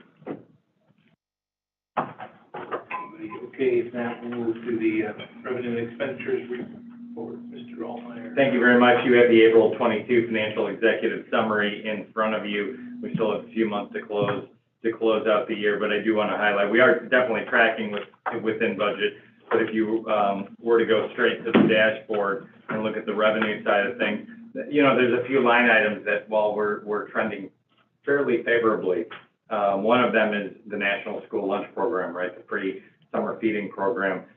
We did budget, we budgeted a good amount on that line item, but we are exceeding what we budgeted. We budgeted $2.5 million, and we're currently sitting at $2.9 million with a few months left to go to be reported within really 1 month to go to be reported within the statement. So that line item combined with CPPRT, right, the corporate personal property replacement tax, everybody across the state is sitting at 240 to 250% of what was estimated based on people spending. Well, and its prior year. What's happened is, it's a tax that's paid in by businesses, by partnerships, corporations, as corporations. Done fairly well financially the last couple of years, and they are paying more taxes, and so there's a bigger allocation, so. Correct. Yeah, again, you could not have predicted that necessarily. No, because a few years ago, it took a dip on us. Right, exactly. Yeah, so with that favorability and favorability on a few other line items, impact and transition fees, right? We budgeted $500,000 and they're coming in right now at $776,000. So although we have unfavorability on a few other line items, that favorability we think is going to offset some of the unfavorability on the revenue side, and we're tracking within budget on the expense side. Specifically on health insurance with a few months still to go, depending upon where we come in on claims, we might be right at budget. So good news, bad news on that front. Both salaries and benefits are going to be a lot tighter to budget than I can recall. Yes, The in last a long couple of time. years, for sure. They're going to be. So we'll continue to keep the board apprised, but I'd be happy to answer any other questions you may have.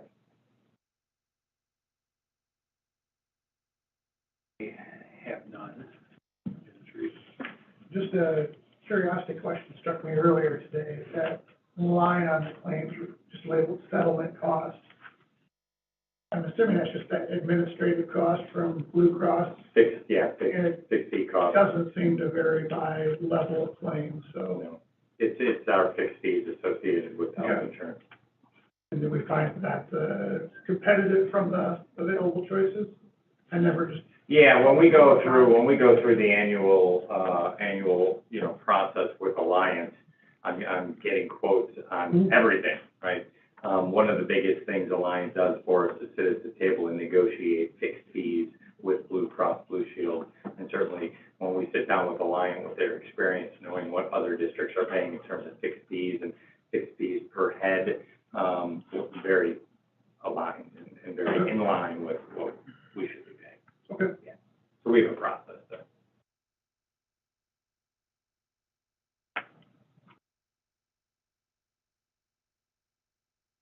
All right.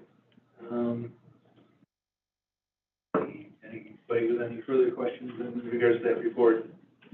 Not, well, on the 7.4, the revenue contract, there's two fundraisers in there. The others for one of the elementary schools are both traditional types, so we supported those in the past, so you're good with that, Mr. Chairman? Yep. All right, we'll move that forward to the board for approval. 7.5, signatory, our bank accounts, financial accounts. For Altmeyer, this is just our standard annual. We've got several this month, standard operating procedures, things that we cross our T's and dot our I's that we need to have approved by the board each and every year. Okay. One of them being signatories, designation of depositories, banking institutions, as well as notice of appointments of, well, me, treasurer. All right, well, we'll tackle this first one. Signature of banks, you're fine, Mr. Gentry, with that? Yep. Okay, we'll move that forward to the board for approval. 7.6 is the designation of depositories. You can look at the list. There's no direct competitors of my employer, so I'm good. You're good, okay. You're good, I'm good. We'll push that forward to the board for approval. Okay, 7.7, extracurricular committee, Mr. Altmeyer. Yes, this one is, you know, last month, the board approved the amended, the eliminated, and the trial activity extracurricular stipends as part of the collective bargaining agreement, and those totaled approximately $11,000 net of the allotment of $35,000 annually that the committee can do something with. And the committee met to decide what to do with the remaining $24,000 and how to divide that up for base salary increases. And so the committee has decided to, across the board, from activity to middle school to high school athletics, to increase the base salaries across the board of 2.01%. So we did do a calculation based on all of the stipends in the system and based on the remaining dollar amount and what that percentage would be as an increase, arriving at 2.01%. So this is simply bringing this extracurricular committee recommendation to the board for approval to close out that line item on the annual contract, the collective bargaining contract.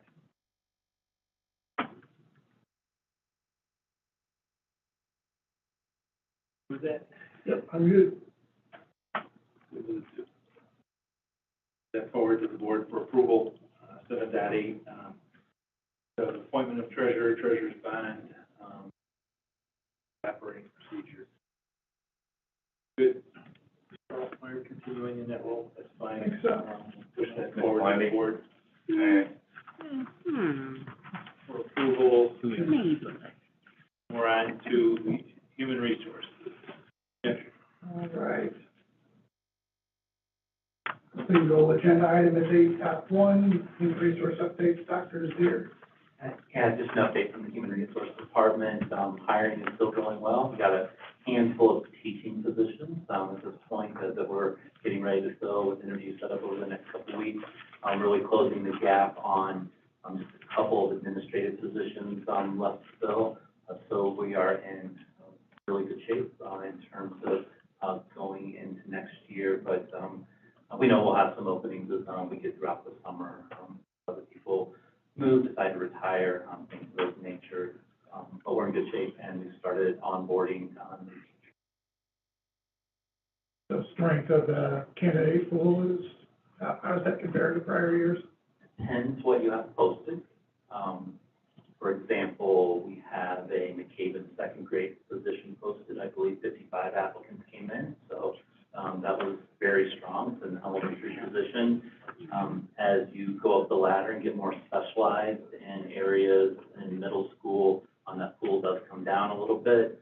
When you get to the high school, especially when you get into science, that pool is not very deep.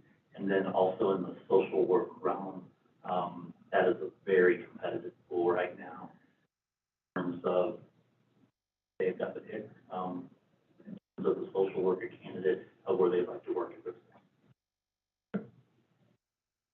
Any questions from, committee or others?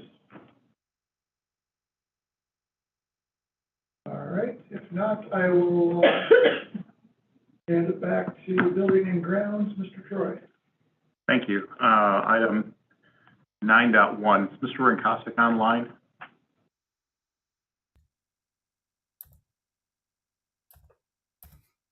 Mr. Rinkosik. Yes, I'm here. We're Okay. trying to get me booted up here, I think. Cannot start your video because the host has stopped you, Mr. Bazinski. We can hear him. Here you go, what video do you need? That's okay. You don't need to see me. You don't want to. I don't care. Shall we discuss that first item there, the O&M updates, while we're waiting? Yep. I just want to make sure that you were there before we started to jump in. So on O&M updates 9.1, anything to highlight on this long list of activity? 4 things. First, our committee evaluating the responses to the RFP for the electric infrastructure for the EB bus initiative met with twice with one of the bidders or proposal providers. We invited the Verigy back for a second discussion earlier tonight, because they by far provided the most detailed response to the questions that we had, and analysis to afford the district committee an opportunity to understand what may be in their best interest on how to go forward with the electric infrastructure for the buses, and complementing that with solar initiative, expansion of the solar product to meet the electrical demand of our vision of what could potentially be in our look right now, and the crystal ball is up to 12 buses. Our committee did evaluate the 3 proposers' responses against the rubric that was in the RFP, and I think it was a consensus that Verigy's response was by far the most responsive. Verigy is a company that used to be called CTS. You may be familiar with that name. The outcome of the meeting was that we have a goal to bring the Board of Education a base contract for consideration at the June 16th meeting to act on, and it will have in it some defined financial information on the chargers that need to be purchased. We need to escalate getting those chargers purchased because the buses are coming in November, and this is electrical hardware that is probably not on a short lead time. We want to make sure that we can try to get those chargers here and installed in a temporary fashion that we can explain to you more in detail on the 16th. And then we would follow up in July at the board meeting, which I believe is July 21st, with the final proposal that would include all the details and the financials for the program in detail, with the solar added in there and everything. That's a whole lot of one item there. I'd be happy to answer any questions at this time or move on, Mr. Troy, as you choose. I don't see any hands moving, so go ahead and proceed onward, please. Okay. Unfortunately, the second thing I have to tell you is ComEd, again, their access for us to get the data from our meters, the interval data, to be able to provide the analysis has failed. About 2 hours before the meeting this evening, I received an email from their digital concern request center that they responded with only one of the 3 billing periods data. So I had to reply again and ask for the other 2 account billing period datas, and they are limiting it to having to download it for us with no outlook as a future outcome of that. But we'll continue to pursue them. So I have nothing there for you this month, I'm sorry. Summer projects, high school roofing, they started staging that work today. It was in the pre-construction meeting that the start would be about this time. Materials have arrived on site, some of them, and the rest will come next week, which is a good sign with all the supply chain shortages in the world right now. Asphalt crack fill and seal coat work that the board recently awarded is about 85 or 90% complete as we speak. It went very well this week. Track resurfacing at Marlowe is tentatively scheduled for June 8th. Preparation work to keep out of the way has all been taken care of, and the interior of the stadium field has had the grass cut, and some turf restoration has been affected already in preparation. The last big project, the most expensive one, the asphalt paving work, was supposed to start last Monday. Unfortunately, it did not. There is some paperwork issues with the contractor right now. I'm talking to them daily. Unfortunately, we've had to talk to a legal counsel with some guidance as to how to move forward. We're looking for a solution that we can talk to the provider about early next week. If they can't do the first choice method on how to finalize that, we'll keep the board appraised of that. I don't think we're in jeopardy of getting the job done on time yet, but if a few more weeks go away and there's too much rain, that is a concern that I will have. I only have one more thing to bring to the board's attention, and that is that there's been something on the agenda for a while, but we've had so many other things going on, it has failed to been able to move forward, and that is we've received a preliminary proposal on how to address our issues with R22 refrigerant at our middle schools. I will tell you the price continues to increase. Now, to make matters worse, a lot of the equipment that's been replaced in the district, refrigeration equipment like chillers in the last 10 years, including the newer rooftop units that have been installed in the last few years, all have another kind of a CFC, chlorofluorocarbon refrigerant called R410A. It is now escalated to about 5 times its cost about a year ago, and it continues on a pace just like R22 did. So this problem with our refrigerants is not something that's going to go away. I've had dialogues with the large network of people on this matter. District 158 is not alone. I think in the school circuit, probably a lot of schools have R22, but there are a lot of other businesses that have R410A that are also in big trouble. This is just got the whole market reeling, but the longer we wait, the more painful it's going to be. I'm hoping that once we get some vision done on the EV bus initiative, we can come back and reflect and think, how are we going to, in our capital projects list, support the other things that we need to do, but try to address this matter before it becomes a catastrophic failure with a long-term outage at one of our middle schools especially. That's all I have, Mr. Troy. So on that R410A, is that a matter of replacing the refrigerant with a different coolant, or is this? There's actually been a couple new refrigerants that have very recently been introduced that are quote experimental. It's known that they will not have the equipment perform as well as they are designed to perform. I'm not sure, how much it's been used to determine if it's going to stress the compressors to have to work harder to try to meet demands and cause otherwise wear and tear, premature failure. But there are 410A, Paul, was a newer generation refrigerant that in the last 10 years was put out there on equipment that most equipment that was purchased in that period has come delivered in that form because the phase out program. It was known that R22 is where it is. I did talk about a replacement being experimented with for 22, but not to my knowledge of 410A. But it's not probably a good long-term solution. Okay, well, not much we can do right now. Any questions from our committee of two, Mr. Quagliano?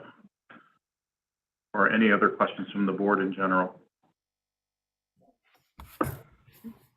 All right, I don't see or hear anything. With that, we'll move on to 9.2, the Construction Administration Consulting Service for the Pavement Improvements bid. Mr. Rinkosik? Okay, each year when we've been doing a pavement improvements project, we've had a fee for the design process, and then we've had another fee for the construction administration, where we have a civil engineer hands-on on the site. This is nothing new. I will tell you that that proposal came extraordinarily early, and I had informed the engineer that I wanted to delay the delivery of this proposal to go along with the bid. Unfortunately, last month, I didn't have it in front of me to put it along with it. And so it's here with you tonight, just a smidge out of sequence. Unfortunately, the project didn't start anyway, so it's not like it started yet, besides a pre-construction meeting. But this is typical expenses for consulting services for this type of project we've had for a number of years.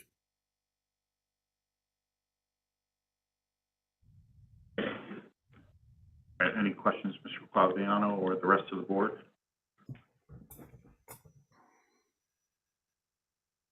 Any issue with not moving this forward then? All right, we will move that ahead to the board meeting. 9.3, the Always Fun Snow Removal Services RFP. Yes, we received several bids that you'll see in your packet there.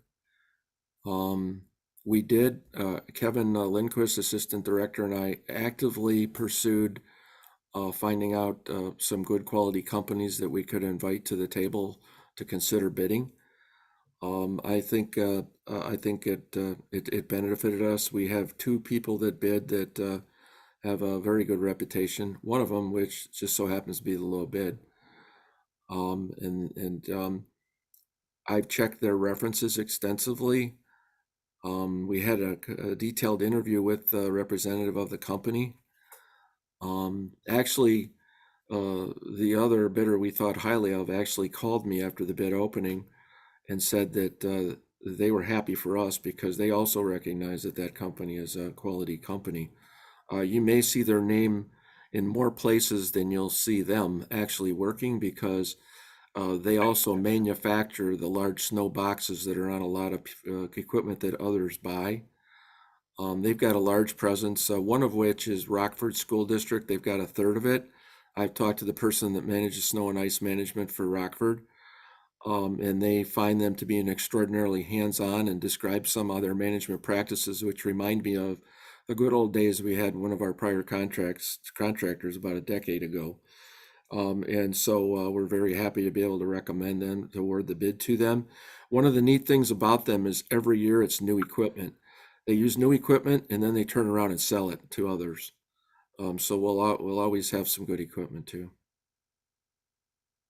And where are they home based out of? And I'm quarantined at home without my data. That's okay. It's not that close, Paul. It's something like Franklin Park or something. But the young man that's in charge of the account for us in this area handles several accounts in this area, from Rockford over to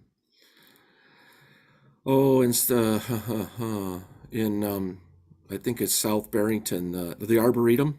He manages the Arboretum. Okay. And when I called to interview them, they said we hoped we'd get him as our manager, and that's who it is. He's our guy. So. And you're recommending a 3-year contract with them? Yeah, their references are extraordinarily solid, Paul. Okay. We also have our clauses, notices to cure clauses in the contract if something would go awry. And they've been in the business for a number of years. You know, last year we didn't do that because the company was just starting back up and putting a team together and things, and we weren't 100% sure how it would go. But this one's got a real good track record. Okay. What ultimately went bad last year with that other company? Two things that I like to think are most critical. One is not getting the car parking lots done before the staff park their cars on a regular basis, even though they were given plenty of notice in several instances. They just failed to respond when they were called at 1 and 2 in the morning to get the team together and move. They were very scattered, the work team, and by the time they all assembled and got their equipment from where they were over to us, it was too late. The second thing that is a safety issue that troubles me greatly when I see it happening is that we have information in our bid spec. We talk about it at the pre-bid meeting. We talk about it at the pre-construction meeting, and we talk to this contractor regularly that there is a period of time in the morning traffic rush and the afternoon traffic rush on the properties that they should park the equipment, stand down, get out of the way. Because when they're driving down a 2-lane section road with a 12-foot snowplow box, it's very possible someone could get hurt or something could get hurt. There's too much traffic on the property, and they continue to fail to avoid that. But that combined with the fact that they just did not meet the timing of the performance as called for in the specifications, it's very clear that if we call by 1, they should be out by 2 and done by 6, and the bus lot done by 4. They failed to respond to that requirement almost every time. Not that we had that many snowstorms either that were that bad. We're very fortunate we didn't have a worse winter than we did. Right, so Arctic, it's been communicated with them, the pitfalls of the prior year. Oh, yes. Everybody asked at the pre-bid. They asked a number of times too after in the interview, and we talked about it. Okay, and then lastly, I mean, Tovar had this contract for a long time. How the heck did they get so far out of it? I don't know if you remember, but Tovar was bought by a national company about 3-4 years ago. And during some of the final years of their contract, they were telling me that they were kind of like doing School District 158 a favor by managing their contract because they didn't need small contracts anymore like this. They take care of big operations like they've got a large, like a Home Depot account, Midwest states. They've got UPS. They do the big UPS center down there. Was it the 355 and 55 or something? They've got humongous accounts. And it was kind of like a favor, they're saying, and their management practices fell by the wayside. It wasn't good. Yeah, they're so starkly out Yeah. of the ball. Oh, to the other note of the board, the annual cost for this service on an average annual snowfall year, which is what those numbers are, 3-4 years ago, that would have been about $280,000 a year. Notice how it's gone up. Mm-hmm. No, I'm sorry, not 280, about 240, because there was contingency in there for the bad winter, which we've had our share of those in the last 10 years. It's just in the last 3 we're starting to get nothing, but nature might get even with us. We don't know, but be ready for a significant increase in expense. Last year, a 1 to 3 cost $16,000, and I don't have that in front of me because I'm at home. I could call it up, I suppose, here, but it's a lot more. 22. Yeah. And that's the most common snowfall. So the costs are going to go up for this business. The cost of fuel's going up, the cost of labor, the cost of equipment and everything. So it's no surprise to me that this is what has happened. I know last year several companies had problems even getting drivers hired. So similar to the bus driver shortage. So. Okay, any additional questions for Mr. Rinkosik? Anybody from the board? All right, any thing to prevent this moving forward then? Thing to prevent. All right, I have no objections myself. Thank you, Mr. Rinkosik, for signing on and being patient with us. I'll move it on to Dr. Rowe for press policy updates. Thank you. All right, and item 10.1, the recommended changes for a press update. Primarily, you're seeing updated footnotes and legal references. The only real change that's worth noting, it's been something that's been more frequent in the last couple of years and in years prior to the pandemic, is there was a minimum in terms of public comment and how long public comment would be. And based on feedback from districts across the state, that minimum was removed. And there was conversation, and there is a maximum that could be extended to 5 minutes. Our administration has recommended that remains 3. It's working for us. That. It's a minor change, just removing the minimum is really all that it is, but I'm going to share the details, otherwise it's a simple legal update and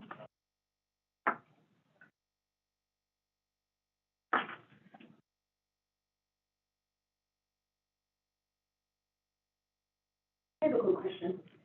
Looking at 7.270, administering medicines to students. that's just Yeah. not the anaphylactic one, the The, name change. about the use of medical cannabis, I thought, can we, and then when I scrolled down, it talked about the anaphylaxis, but it, The anaphylaxis change is just a name change of the actual policy, nothing's changed in the policy. But there's a variety of different components that can be, medication for self-administration or administration in there. The main change of that was just the name change. just the name, so it has nothing to do with the medical cannabis, like, that's not allowed on school grounds, is it? Or is So, it? that is a law that, school districts can have that administered. A couple of years ago when, that came in, if it does need to be administered, a parent needs to come on site and do that administration. Our staff does not do that. Okay, So okay. for So clarity, that's it's not a new policy, it is an update to the, cross-reference. right, I think I was a little bit confused when I saw, use of medical cannabis, and I was like, I didn't think we could have it in the schools. So that's what tripped me up and threw me, was seeing that verbiage, so I was just looking for that clarification. It's as Ms. Lombard said, an extra layer of control, it's not one of those things students can pop in their stuff and just do. Right, no, I understood that, the wording just stood out for me, and I just wanted a little, I was like, Okay, thank you. We're not changing anything on that.